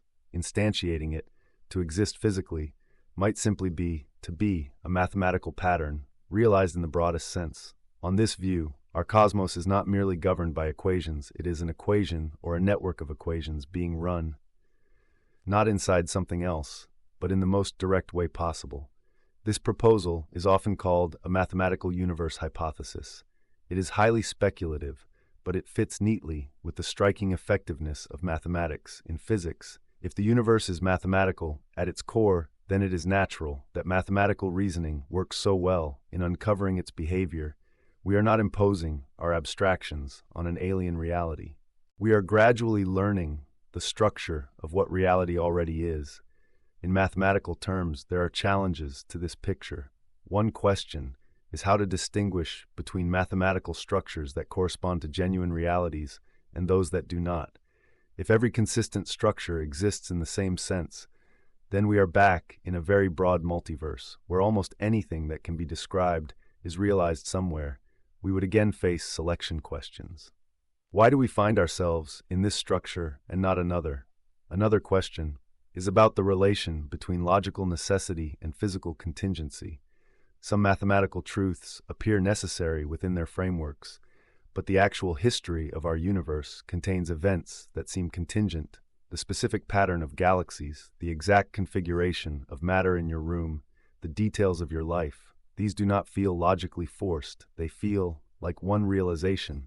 Among many possibilities, a mathematical universe picture must accommodate both the necessary aspects, the deep symmetries, the equations, and the contingent aspects, the particular solution, the initial conditions, the chance events that unfold within the structure. In more technical language, you can distinguish between a theory and a solution. The equations of general relativity are the theory, a specific space-time, with a particular distribution of matter. That satisfies those equations is a solution. One can imagine many different solutions, all consistent with the same underlying rules. If the universe is mathematical, it may be that the theory level represents something closer to logical necessity, while the choice of solution represents something closer to contingency. In that case, existence could be seen as the unfolding of structure within a given framework, patterns arising from initial conditions, within a space of possibilities determined by the rules. This brings us to another way of thinking about existence. You can imagine that at the deepest level, there is a space of all possible structures, not a physical space, but a logical one, a landscape of consistent patterns. Not all of these patterns will support anything, like matter or time or experience. Only some will have the richness needed for complex behavior, for atoms, for chemistry, for life, for minds. From this vantage, reality as we know it is one such rich pattern, a particular region of the space of possibilities in which enough structure exists for experience to arise. If that is so, then asking, why does anything exist, becomes, why is there a space of possible structures at all? Or even, is the existence of structure logically unavoidable? Some philosophers have suggested that non-existence might be simpler than existence, but others point out that the concept of absolute nothing is slippery. Even the statement, there is nothing, seems to presuppose a background in which it could be true.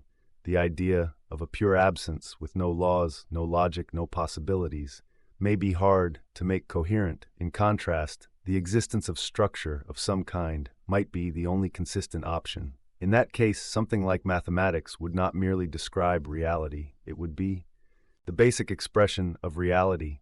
The fact that there is anything would coincide with the fact that there are true structures and that one of them, or many of them, are realized in the fullest sense. However, we should be gentle with these speculations. We do not yet know whether mathematics is ultimately discovered, invented, or some mixture. We do not yet know whether the universe is literally a mathematical object or simply extremely well described by mathematical models. We do not yet know whether logical necessity can reach all the way to physical existence, or whether there will always be a remainder, a brute that it is, which cannot be reduced to pure structure. What we do know is that mathematical reasoning opens doors. It reveals patterns that allow us to predict, to unify, to compress vast amounts of data into compact expressions. It reveals symmetries that guide the search for new theories. It shows that beneath the complexity of phenomena, there is a quieter, more orderly level of description. Even if that level is not the final floor, it is already remarkable. As you rest here, you can picture reality as a kind of geometric calm, a vast lattice of relations, angles, curves, and symmetries, not necessarily visual, but structured in a way that can be partly captured by symbols. When you look up at the night sky, you see stars scattered across darkness. Behind that scattering lies orbital mechanics, nuclear processes, gravitational lensing, all of which can be written in mathematical form. When you move your hand, you experience intention, muscles, sensation. Behind that, there are neurons firing, electrical currents, chemical gradients, all of which obey equations at many levels, from microscopic to cosmic. Patterns are present, and those patterns are what mathematics is so good at describing. Whether mathematics is the foundation or the language, or both, you are immersed in it, you are made of it, at least in the sense that your body and brain follow those same patterns in their activity. Let the details of the philosophical positions, Platonism, formalism, constructivism, mathematical universes, fade a little, keep only a gentle impression. There is an intimate link between the way reality behaves and the structures we call mathematics. There is a quiet possibility that existence itself is the blossoming of structure. That to be is to instantiate some pattern in the grand space of what could be. You do not need to believe this. You only need to feel how close mathematics seems to run beside the world like a calm river, flowing alongside the landscape of events, reflecting but also shaping how we see what is there as you breathe. You can think of each breath as part of a rhythm, a simple repeating pattern, inhale, exhale, a tiny personal instance of structure, repeating. Within a larger structured universe, one breath, within a cosmos, where equations hold, where symmetries guide, where patterns persist. Whether or not reality is made of number, your experience is woven into a world where number matters, and in that world you are free to let the questions about foundations loosen their grip. You are free to let thoughts of proofs and spaces and structures blur softly into the background, leaving only a sense of ordered calm, an awareness that you rest inside a universe that can be understood, at least in part through quiet, patient reasoning, and that this very fact is one more reason to feel a gentle, grateful wonder as you drift into sleep. There is a familiar scene. You look at a clock, you see a definite time, you open a door, the room is either lit or dark, you flip a coin, it lands heads or tails in everyday life. Outcomes feel solid, specific. They do not seem to hesitate between alternatives, but at the microscopic level, when we examine electrons, photons, atoms, the story becomes stranger. Before we observe them, quantum systems are described not as having precise values, but as existing in superpositions, combinations of possibilities at once. An electron passing through an apparatus can behave as if it has gone through two paths simultaneously. A photon can seem to be both, here and there, until it is registered on a detector. The rules of quantum theory give us a way to calculate probabilities for different outcomes. They tell us how the wave function, the mathematical object representing the system, evolves smoothly over time. They tell us what pattern of results we will see if we repeat an experiment many times, but there is a subtle tension between the smooth evolution of the wave function and the abrupt definiteness of a single observation. This is sometimes called the measurement problem. Imagine a very simple setup. A photon is sent toward a half-silvered mirror. There is a 50% chance it will be reflected and a 50% chance it will pass through. Quantum theory describes this by saying that after the mirror, before detection, the photon exists in a superposition of two paths, one leading to detector A, one leading to detector B. The wave function spreads along both routes. But when we actually look, we never see half a photon in each detector. We see a single click in one detector or the other, one distinct outcome per run. The probabilities match the theory over many trials, but each individual event feels crisp, definite. Where in the formalism does this crispness come in? That question is what the measurement problem is about. It is not a question about faulty equipment. It is a question about how to connect the smooth, continuous quantum description with the discrete, definite experiences. We actually have one traditional way to talk about this is sometimes called the Copenhagen viewpoint. In this way of speaking, there is a split between the quantum system and the measuring device. The system is described by a wave function, evolving according to a simple equation. But when a measurement occurs, the wave function is said to collapse to one of the possible outcomes with probabilities given by its squared amplitudes. Before measurement, the photon was in a superposition of two paths. After measurement, it is in one definite state, registered at a detector. This collapse is not described by the same equation that governs smooth evolution. It is introduced as an additional rule. The act of measurement plays a special role. It is where potentialities become actual outcomes. In many versions of this story, the consciousness of the observer is not explicitly invoked. The emphasis is on the interaction between system and apparatus. However, because we notice outcomes in our awareness, some early discussions blurred the line between physical measurement and conscious observation.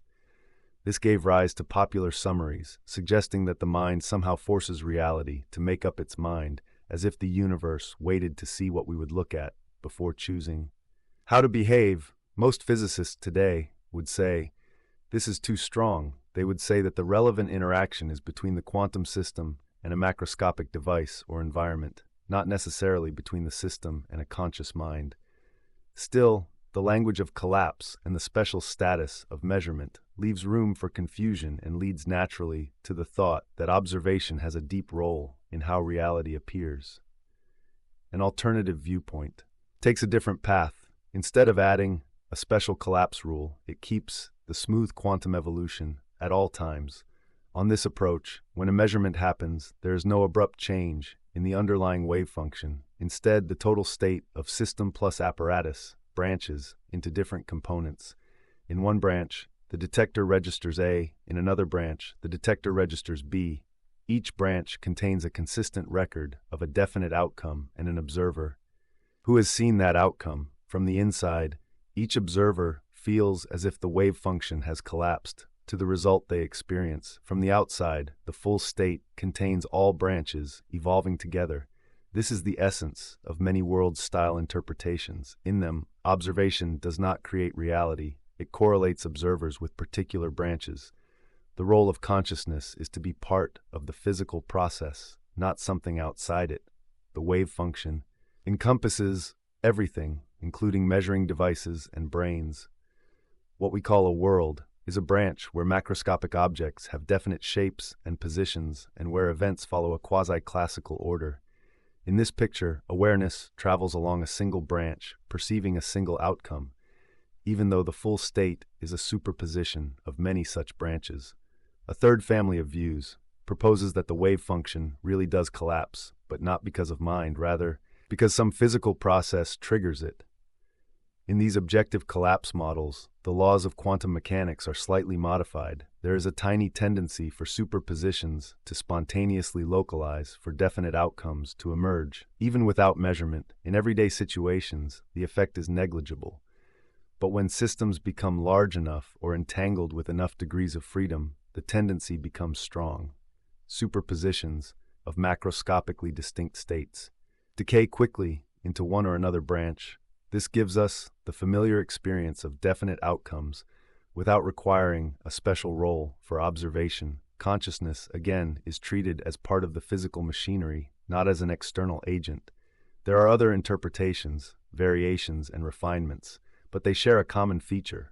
None of them is clearly selected by existing experiments. All are compatible with the same predictions for observable outcomes.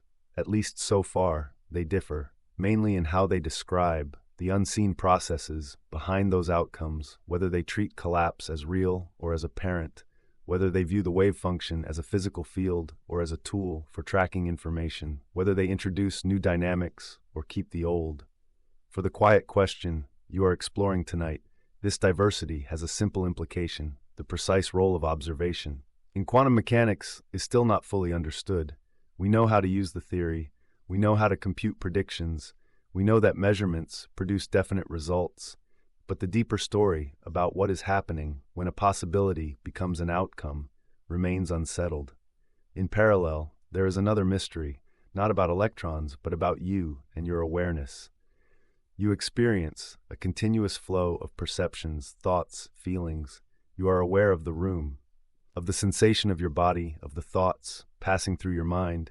You can direct attention toward the breath, toward the idea of a star, toward the memory of a conversation. All of this is happening on the basis of physical processes in the brain. Neurons fire, networks shift states, chemical signals spread across synapses. In principle, we can measure some of this. We can record electrical activity. We can correlate patterns in the brain with reported experiences. We can build models of how information is processed. Yet there is a gap between the description of neural activity and the felt quality of experience, between the electrical pattern and the sensation of color, between the firing of neurons and the feeling of warmth or of rest. This gap is what people mean when they say that consciousness is scientifically mysterious. It is not that we have no ideas about how brains work, we have many. It is that we do not yet know how to bridge fully between third-person descriptions of physical states and first-person reports of lived experience. We do not yet know why certain physical processes are accompanied by awareness, while others are not, or how exactly to define that boundary, if there even is a single clear boundary. When you place these two mysteries side by side, quantum observation and conscious awareness, it is tempting to connect them. Some have suggested that consciousness plays a special role in collapsing wave functions, that the mind selects among possibilities and crystallizes them into actual events. Others have gone further, imagining that reality is fundamentally mental, that matter is a kind of appearance within a deeper field of awareness. From a careful scientific standpoint, these proposals are highly speculative. There is no clear evidence that consciousness has to be invoked to account for quantum outcomes. Experiments can be performed with automated detectors. Data can be recorded and analyzed later by humans. The statistical patterns are the same whether or not a person is watching. The universe does not seem to need human eyes on every event for interference patterns to vanish or for particles to leave clear tracks. At the same time, it is understandable that people feel drawn to link these puzzles. Both sit at the border of what we can explain. Both involve transitions from multiple possibilities to single experiences. Both touch directly on the nature of reality and of self. From a calm, sleep-oriented perspective, we can acknowledge this resonance without treating it as proof. We can say, consciousness is deeply puzzling. Quantum measurement is deeply puzzling. They might be related in ways we do not yet see, or they might be largely separate puzzles. That only seems similar. Because of the language we use, we do not know, yet, whatever the eventual link or lack of link between awareness and quantum events, one thing is clear. Awareness changes the flavor of the question, why does the universe exist? It is one thing to imagine a vast unobserved cosmos, expanding, cooling, forming stars, planets, and black holes. Quite another to realize that within this cosmos there are systems that can ask why it exists at all. Your capacity to wonder, to feel awe, to be puzzled, to worry, or to rest is part of the story of the universe. It is what happens when matter organizes itself in sufficient complexity to model its own situation within the whole. The universe, through you, is thinking about its own existence. That sentence can sound poetic, but it is also, in a quiet way, literal. Your brain is a physical system, made of particles obeying laws within this very universe as it reflects on the universe. The cosmos is participating in a kind of self-reference, not mystical but emergent from the way complex systems behave. In that sense, awareness is not outside reality. Looking in, it is a pattern within reality that includes a perspective, a center, a sense of I, asking, what is all this, and why am I here? This can deepen the original puzzle. If you only asked why a lifeless universe of particles and fields exists, that would already be a profound question. But now, you are also asking why such a universe contains vantage points from which it can be known. Why? Within this sea of blind processes, windows of clarity open through nervous systems and brains, through organisms that suffer, hope, and dream. Does awareness play a necessary role in existence? Does reality require observers in order to be? Or is awareness a byproduct, an emergent feature of certain configurations of matter, an outcome, rather than a precondition? Again, we do not know. For everyday physics, we can treat the universe as existing independently of who looks at it. We can write down equations, we can solve them, we can predict planetary positions without referring to minds. Whether or not anyone is watching, galaxies collide, stars explode, black holes merge, the background expansion continues. From this angle, it seems clear that the universe does not depend on observers to carry out its basic dynamics. On the other hand, if you ask what it means for something to be real or to exist in the fullest sense, you quickly encounter questions of perception, of description, of experience. Reality, as it matters to you, is always filtered through awareness. There may be a world independent of you, but your access to that world is always mediated by sensation and thought. So there is a delicate interplay. The universe can exist and evolve without you, but your concept of the universe cannot exist without awareness. And the very question, why is there something, is itself a product of awareness. The universe does not ask this on its own. Rocks do not ask. Atoms do not ask. It is only when matter organizes into conscious beings that this question arises that may not change the answer, but it changes the context in which the question is meaningful. For sleep and for peace, one gentle thought is this: whether or not the universe needs observers. The universe has produced observers, at least one. You, for a brief span of time, you are here with the capacity to notice, to reflect, to be curious, to be moved by the fact that anything exists at all. This capacity is fragile. It depends on countless conditions: the chemistry of your body, the stability of your environment, the history of life on your planet, the earlier history of stars and galaxies, and the deeper structure of physical law. All of that has conspired to make this moment possible, where you lie, listening, thinking, feeling, gradually becoming drowsy. It is reasonable to feel small in the face of this chain, and yet also quietly special, because however large or multiform reality may be, the exact pattern that is you has not existed before and will not exist again. In this exact way, you are a singular vantage point. Within the whole, for the brief time you are here, the universe sees itself from where you are, through your senses, through your dreams, through your questions, and perhaps through your sleep. You do not need to decide tonight whether awareness collapses wave functions, or whether it rides along branches, or whether it is purely emergent from neural activity or rooted in a deeper layer of reality. You can let those possibilities sit softly, side by side, like faint stars. In peripheral vision, present but not demanding focus, what you can feel, more simply, is that awareness is happening now, that this awareness is part of nature, not separate from it, that whatever the universe is, it includes the fact that it can be known, at least partially from the inside, by beings like you, and that this fact adds a gentle human flavor to the question of why anything exists at all. As your eyelids grow heavy, you can imagine awareness itself as another field, not in the technical sense, but in a metaphorical one, a quiet glow spreading softly across the surface of a vast universe, flickering on and off in countless minds across space and time, each flicker a brief light of experience, of feeling, of thought. Your own light is one of these. It does not need to shine forever. It does not need to solve the deepest questions. It only needs to be for a while and then rest. Let that thought be enough. Let reality, with all of its puzzles, be allowed to remain partly unknown. Let your awareness narrow from the cosmos to the breath, from the breath to a simple sensation of weight and warmth, until even that grows indistinct and the universe continues quietly as you drift gently out of waking into sleep. There is a certain kind of hope that somewhere, if we climb high enough, there will be a final answer, a last explanation, that does not itself ask for anything deeper, an ultimate because, beyond which no further why is needed. When we ask why the universe exists, why there is something, rather than nothing, we are often reaching for such an answer, a stopping point where explanation and reality finally coincide.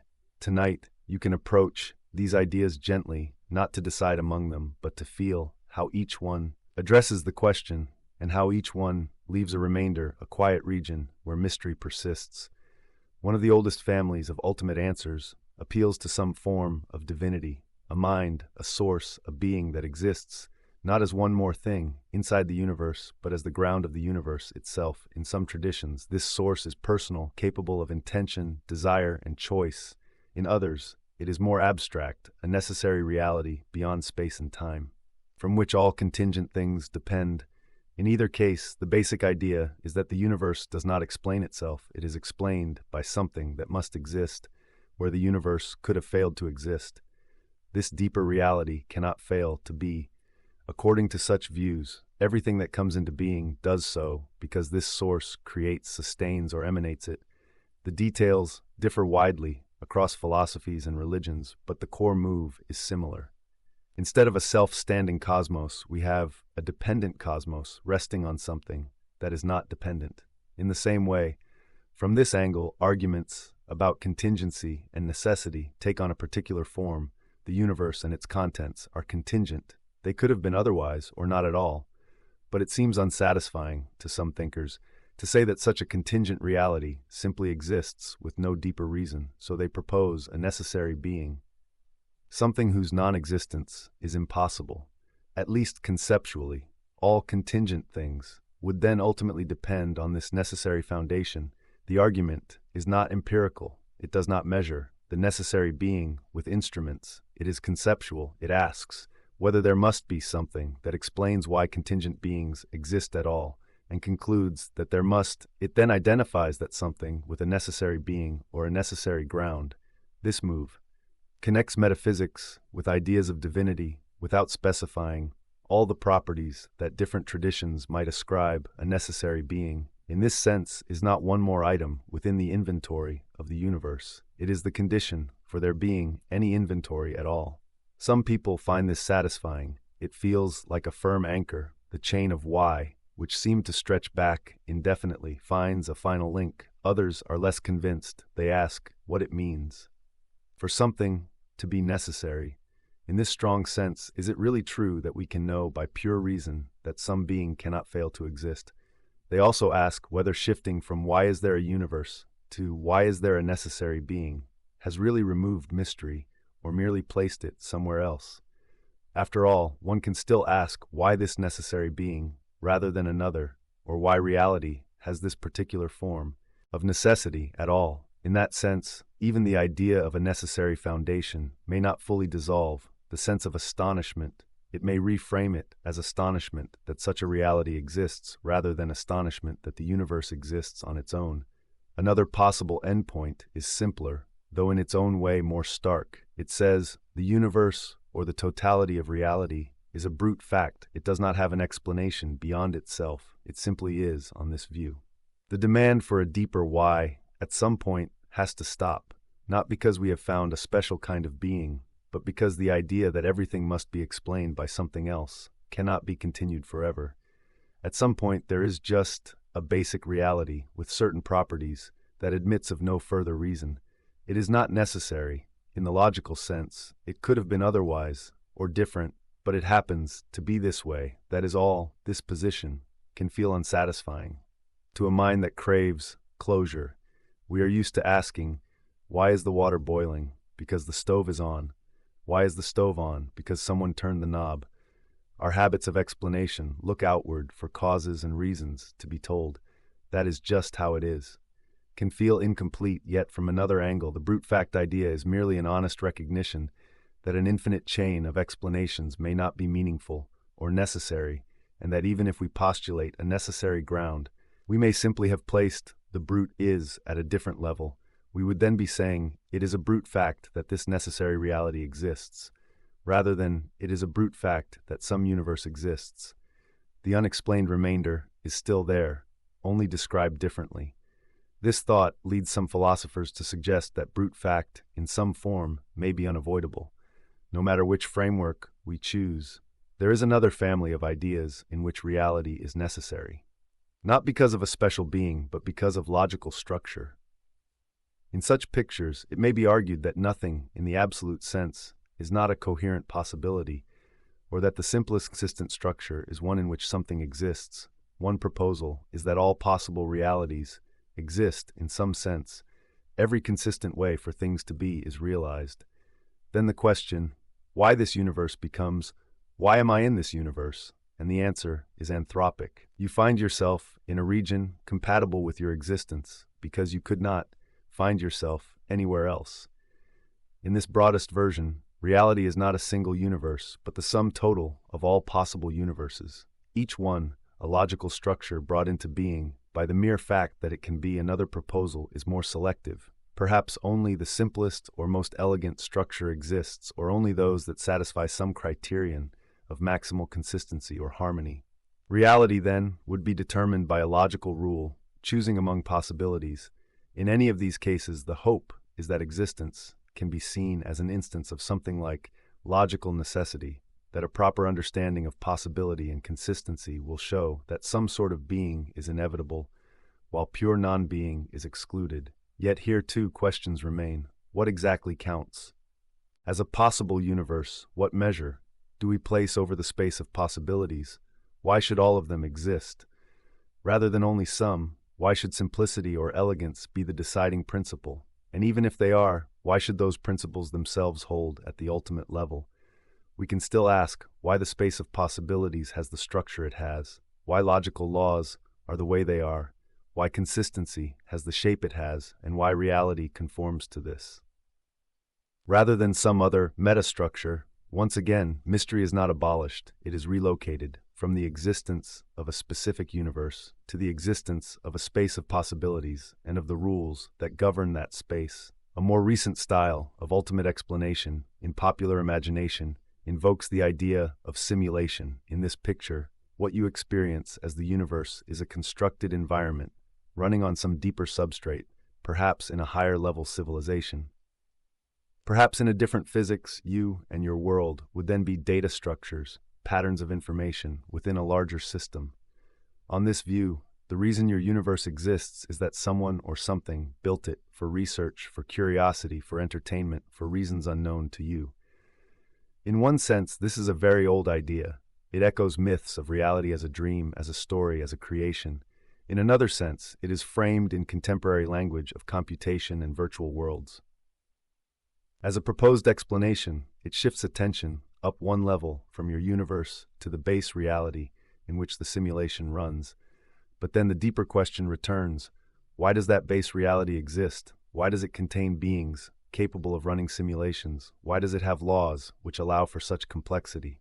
If the base reality is itself simulated in yet another and another, we arrive at a chain of nested simulations which still leaves an ultimate level undefined.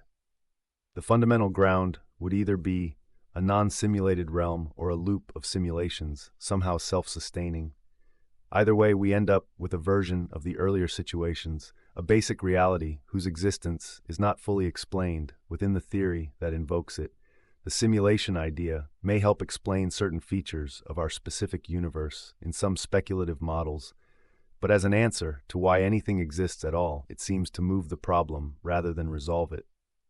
Across all these proposals, there is a recurring structure. We try to avoid infinite regress, but also to avoid brute fact. We seek something that explains without itself, needing explanation, a necessary being, a logically inevitable structure, a totality of all possibilities, a self-sustaining loop, some endpoint where we can say, here is where the chain stops.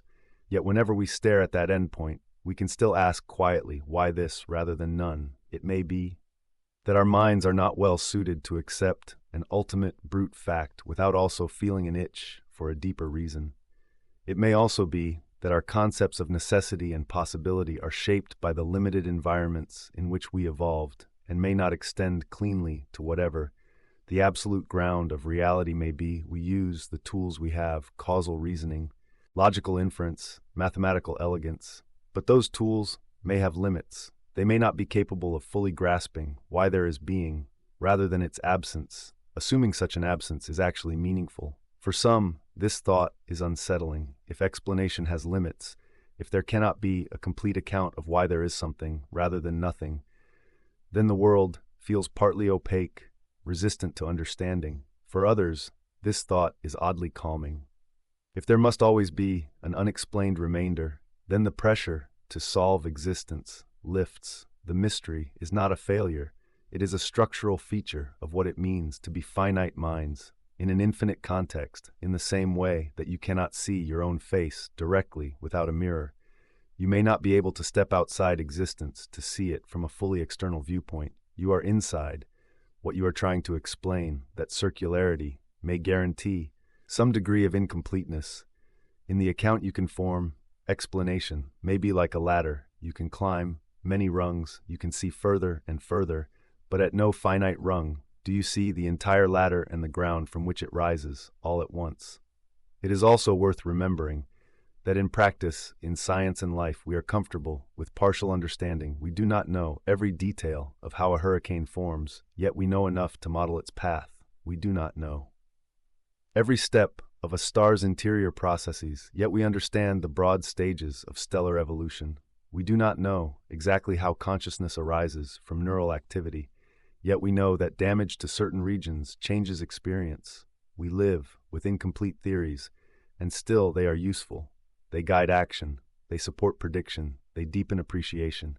The same may be true of ultimate questions. We may never possess a final, closed-form answer. That silences every why, but we can still have better and worse stories, more coherent frameworks, more informed awe. We can understand how the universe behaves, even if we cannot fully explain why it is there to behave at all for the purpose of rest. This is a gentle message. Certainty may never arrive, not because you lack intelligence or effort, but because certain questions reach beyond what finite creatures can settle. You are allowed to set the demand for ultimate explanation down for a while, You are allowed to let the universe simply be, without insisting that it justify itself to your satisfaction.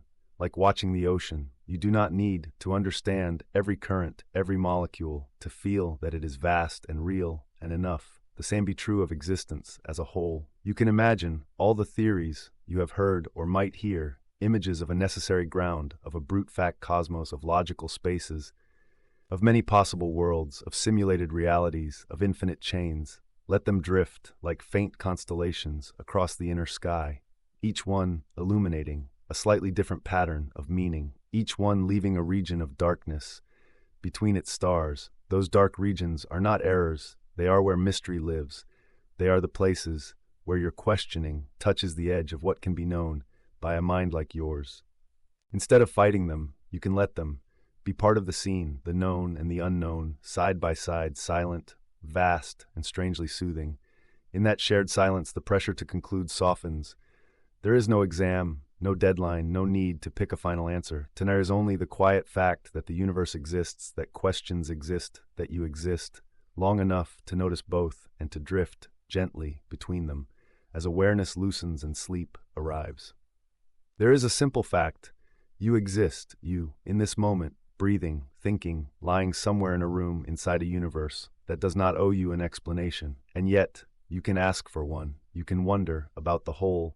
You can turn awareness not just toward the next task or the next day, but toward reality itself. This ability to receive existence and to reflect on it is already a remarkable situation. Even before you answer any deep question, one way to approach what this means is to imagine that the universe could have been very different. The laws could have yielded only a thin mist of particles, no stars, no chemistry, no complex structures, no planets, no life, or the universe could have ended quickly before it had time to cool, before it had time to form galaxies, or the universe could have had laws that made stable atoms impossible, or stable molecules impossible, or stable long-lived stars impossible. In those possibilities, there would be no one to lie awake and wonder why anything exists. There would be only a brief flicker of blind dynamics, no stories, no questions, no hopes. You live instead in a universe where conditions stacked up in such a way that complexity emerged. Matter condensed into stars, stars forged heavier elements. Those elements collected into planets. On at least one of those planets, chemistry became biology, and biology became aware of itself. Eventually, one lineage produced a species that could build instruments, write equations, tell stories, and whisper. Late at night, why is there something? You are part of that lineage. You are one branch on one twig of a vast evolutionary tree, supported by physics, by cosmology, by deeper structures. You did not choose any of that. You were simply given a place on that branch for a time. This is what it means to live in a contingent universe. You did not have to be. Things did not have to line up in this way, but they did, and here you are. For some people, this realization feels destabilizing. If everything is contingent, if the universe could have been otherwise, if you might never have existed, they worry that meaning will evaporate like mist under sharp sunlight. But contingency does not erase meaning, it shapes it, precisely because nothing was guaranteed, because your existence was not necessary. In any strict sense, the fact that you are here becomes more, rather than less, significant. It is as if you are holding a rare pattern in your hands. Not rare in a statistical sense, but rare in a logical sense. There were many ways for reality to be. This is one of them, and you are one of its fleeting internal configurations. You can choose how to respond to that. You can feel threatened by the fragility, or you can feel quietly honored to be part of it. Even briefly, awe is one natural response to this situation. Awe is not the same as fear, and not the same as simple admiration. It is a blend of smallness and connection, of being overwhelmed and yet strangely included. When you stand under a clear night sky, away from bright cities, you see stars scattered in the dark, a few thousand points of light visible to your eyes. Behind them, there are countless more, unseen. Beyond your retina's sensitivity, beyond the atmosphere's clarity, each star is a sun with its own story, its own planetary system, its own history of formation and change. Your body is a layer on the surface of a small planet, circling one of those stars in a minor arm of one galaxy among billions. When you visualize this, You feel small, but not useless. You feel that you are a local emergence of the same laws that shape galaxies. Your neurons are driven by the same forces that shape stellar interiors. Your ability to think is not outside nature. It is one of the things nature does when given enough time and the right conditions. Awe is the emotional recognition of this continuity. You are not the center of the universe, but you are not detached from it either. You are a temporary viewpoint, inside it, looking out, and in at the same time. Humility is closely related. Humility does not mean thinking that you are worthless, or that nothing you do matters. It means recognizing scale, recognizing limits, recognizing that your knowledge is partial, that your control is limited, that your life is short in comparison to cosmic timescales, and yet that within those limits, what you choose still has local significance in a contingent universe. Humility is an accurate posture. You did not design the laws of physics. You did not choose the epoch into which you were born. You did not decide the initial conditions of your mind, your culture, your planet. You were given a starting position with incomplete information and finite resources within that frame. You navigate, you learn, you care, you make mistakes, you correct. Humility allows you to do this without being crushed by the impossibility of knowing everything or controlling everything. It reminds you that it is enough to understand a little, to improve a little, to act kindly within your sphere, rather than to master the entire cosmos. There is also a particular kind of comfort available in uncertainty. At first, this sounds contradictory. Uncertainty is often linked with anxiety. We like predictions. We like clear outcomes. We like guarantees. Yet on the largest questions, guarantees do not exist. We cannot know with complete certainty why the universe exists, whether it had to exist, whether there are many universes or only one, what it is made of. At the deepest level, we also cannot know with complete certainty what the long-term future holds for our species, for our planet, for our cosmic neighborhood. We can estimate, we can model, but not fully know. If we treat uncertainty as a threat, we will continually strain against it, trying to push beyond the limits of what finite minds can settle. But if we accept that some uncertainty is built in, we can stop. Interpreting it as failure instead, we can see it as space for curiosity, space for multiple viewpoints, space for honest ignorance.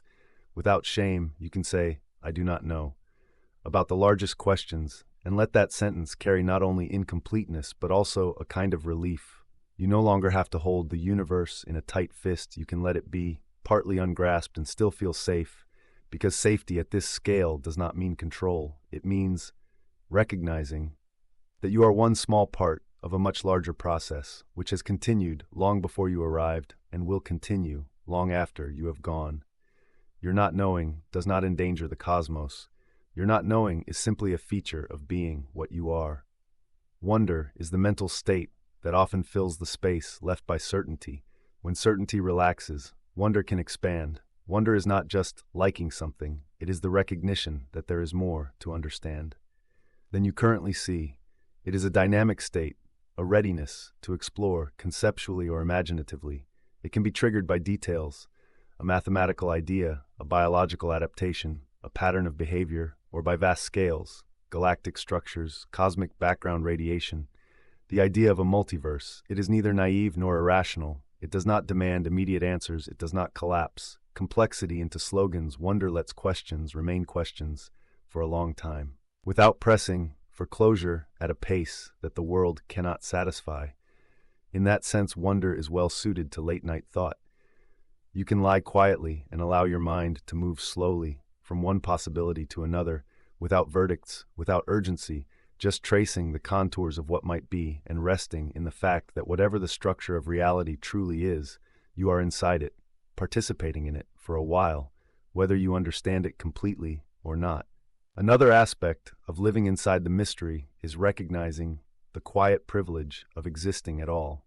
Privilege here is not about comparison to other people, though that is one level.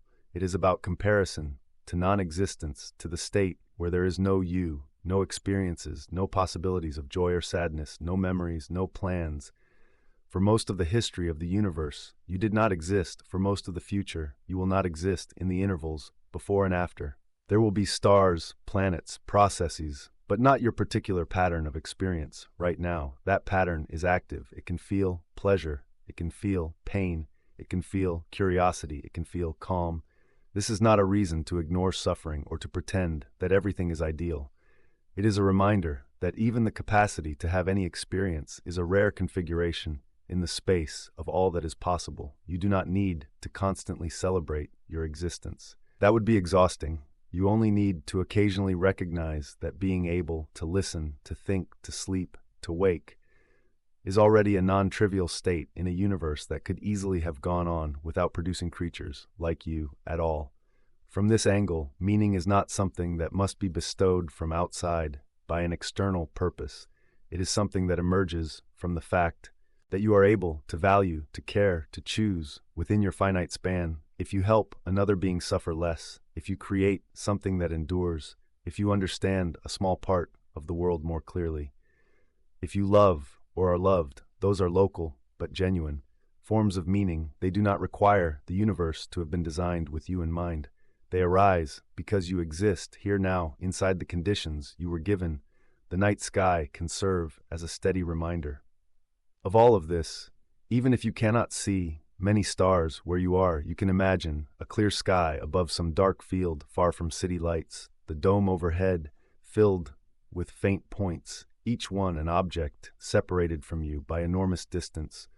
Light has traveled for years, decades, centuries through your eyes. The photons striking your retina tonight may have left their stars before your country formed, before your language evolved, before your particular family existed. As a lineage, you are a late arrival in that ongoing flood of radiation. Your brain is a recent device for catching and interpreting it. Yet when you look up and feel a pull of awe, a quiet sense of scale and connection, you are doing something very specific, reflecting abstractly on your place in this structure. Not many configurations of atoms can do that. It is one of the rare ways matter becomes aware of its context. That feeling can translate into behavior, into how you treat others, into how seriously you take this brief time you have, into how gently you hold your own struggles against the backdrop of a very old and indifferent cosmos. The night sky does not answer your questions. It does not tell you why the universe exists, but it shows you that the universe does exist on a scale your mind can barely grasp, and that you are part of that reality, not separate from it. The sky is not a ceiling above you. It is the inside of a much larger structure within which you float on a small world for a while. Living inside the mystery does not require constant contemplation of the cosmos. It can inform very ordinary moments. You drink water that once belonged to ancient oceans, to glaciers, to clouds. You breathe air carried through lungs of many other creatures. You eat food that rearranges atoms inside you. You speak words shaped by centuries of linguistic evolution. You rest under a star that fuses hydrogen into heavier elements. In all of this, the universe is moving through you, and you are moving within it. To be aware of this now and then is enough. You do not need to hold it constantly at the front of your mind. Simply knowing that your daily life is nested inside layers of deeper structure can create a background sense of context, of proportion, of gratitude that softens edges and makes space for patience with yourself and with others as you lie here. Let these ideas spread out and become less sharp. You do not have to remember every detail. You do not have to keep track of every argument or every term. Just keep a few quiet impressions. The universe is vast, structured, and contingently configured. You are a brief, localized pattern within it. Your capacity for wonder, humility, curiosity, and care is part of how the universe expresses itself at this particular place and time. Ultimate explanations may lie beyond you. Yet the lack of a final answer does not erase the significance of your experience.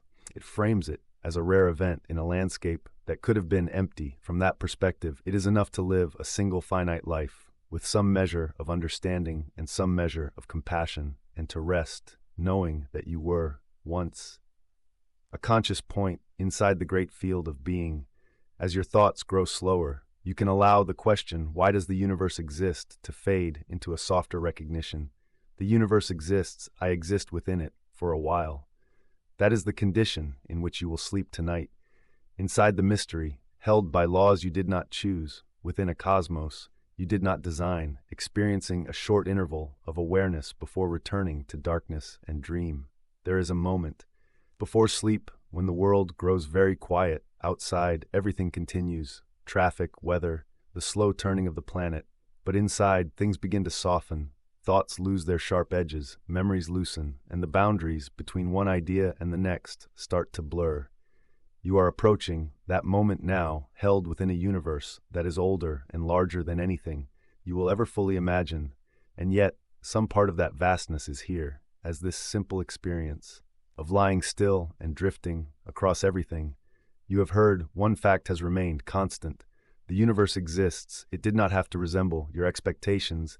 It did not have to contain stars or matter or life or minds. But it does. It has structure, law, patterns that persist long enough for galaxies to form, for stars to shine, for planets to cool, for chemistry to explore. Countless combinations, until in at least one place, on at least one world, a mind arises that can look back at all of this and ask quietly, why? You are one instance of that mind for a while. You are a temporary intersection of many histories, cosmic, geological, biological, cultural. You carry them without needing to know every detail. They have brought you to this point, where you can lie in the dark, listening to thoughts about existence itself and allowing them to become less and less defined as sleep draws closer. The great question, why there is something, rather than nothing, remains open. It may remain open forever. There may be no language, no mathematics, no theory that can close it completely. From within the universe, we see only parts of the total picture. We can map how matter behaves, how light travels, how space expands. We can trace the evolution of stars and the chemistry of life. But the fact that there is any stage at all on which such processes unfold, that there are laws rather than none, that there is being rather than never having been, this lies at a depth where explanation blends into silence, and yet that silence does not need to feel hostile. It can feel like space, like a wide night above familiar ground. You do not have to fill it with answers. You can simply rest under it, knowing that it is there, knowing that you are part of it. For a time, from one perspective, you are small. Your body is a thin layer on a rotating sphere, circling an ordinary star in an ordinary galaxy. Your lifespan is a brief interval compared to the age of that star. Your concerns are local to a tiny region of space and time. But from another perspective, you are not small. You are as large as your field of awareness. Your mind can hold images of clusters of galaxies, of quantum fields, of deep time. It can imagine futures that will never happen, past events that no longer exist, possible worlds that may remain purely theoretical.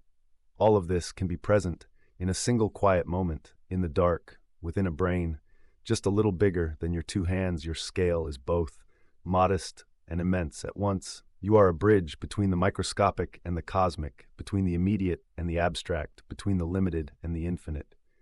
For a brief span, you are a place where the universe becomes self-reflective before dissolving again into sleep and eventually into deeper kinds of silence.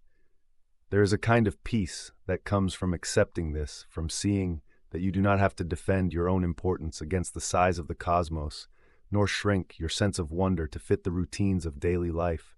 Both can coexist.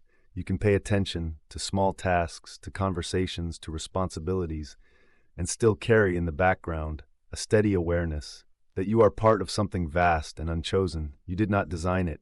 You did not ask for it. You simply woke up inside it one day and found yourself able to notice how strange that is and how beautiful. As you drift, you might imagine the universe not as a distant spectacle, but as something very close, closer than your skin. The atoms in your bones were forged in ancient stars long before the earth had solid ground. The oxygen you breathe was cycled through oceans and forests countless times. The carbon in your cells has been part of many other bodies, plant, animal, human. The iron in your blood was once compressed in the hearts of dying suns before being scattered outward in vast explosions. So when you rest, you are not separate from the cosmos. You are a recent arrangement of its materials under its laws, a temporary shape that can say, I am here, for a while, and then dissolve back into the wider flow. This does not diminish you. It places you gently where you have always been, inside, never outside, never apart, always within. The thing you are wondering about, if you try, you can picture all your questions as small lights on a wide plane. Some shine brighter, some are faint, some have already gone out, replaced by better questions. The question of why anything exists at all is one of the brightest. It casts a long glow over many other thoughts. Tonight, that light has been burning, quietly, in the center of your mind, illuminating ideas of nothingness, of necessity, of law, of chance, of consciousness, of limits. You have walked around it, slowly, looking at it from different sides. Now you can let it dim, not forever, just for now. You can allow that bright question to sink below the horizon of your awareness so that other processes can take over. The nonverbal processes of sleep and repair and dreaming. The universe will still be there when you wake. The question will still be available. If you want to pick it up again, you are not abandoning it. You are setting it down on a shelf in a very quiet room where it can wait without being solved. In the background, your body knows what to do. Breath continues without needing instruction. Cells carry out their quiet work. Chemical signals rise and fall. Brain activity shifts patterns from the rhythms of wakefulness toward the slower waves of sleep. You do not need to manage this. It is one of the places where you can see how much of you is composed of processes that function perfectly well without conscious control. Even your ability to think about the universe rides on top of that automatic foundation like a small boat on a deep ocean. You can let the ocean carry you. You can stop paddling for a while, letting yourself drift. On currents you do not need to map to benefit from. The universe does not demand that you understand it. Before you rest, it does not require a final theory, a complete explanation, a perfect philosophy. It allows creatures like you to be incomplete, and still to find comfort, to be limited, and still to feel wonder, to be finite, and still to ask questions that stretch far beyond your own duration. That dynamic, the tension between smallness and reach, is part of what you are. It does not need to be resolved. It only needs to be noticed, and then gently held as one more aspect of existing in this particular universe, at this particular moment. So now let the large patterns fade. Let words grow less important. Let images become softer and more diffuse. Perhaps you imagine the night sky, not as a detailed map of constellations, but as a simple dark expanse with a few scattered lights. Perhaps you picture yourself, not as a separate figure, standing beneath it, but as a point, within that darkness, a place where awareness has briefly pooled before it flows on into deeper quiet. There is nothing you have to do, nothing you have to prove, nothing you have to solve. You are allowed to simply be, in this moment, inside this cosmos, letting your thoughts grow lighter and your body grow heavier as it sinks into the surface beneath you, supported, held by a planet that turns without asking for your attention.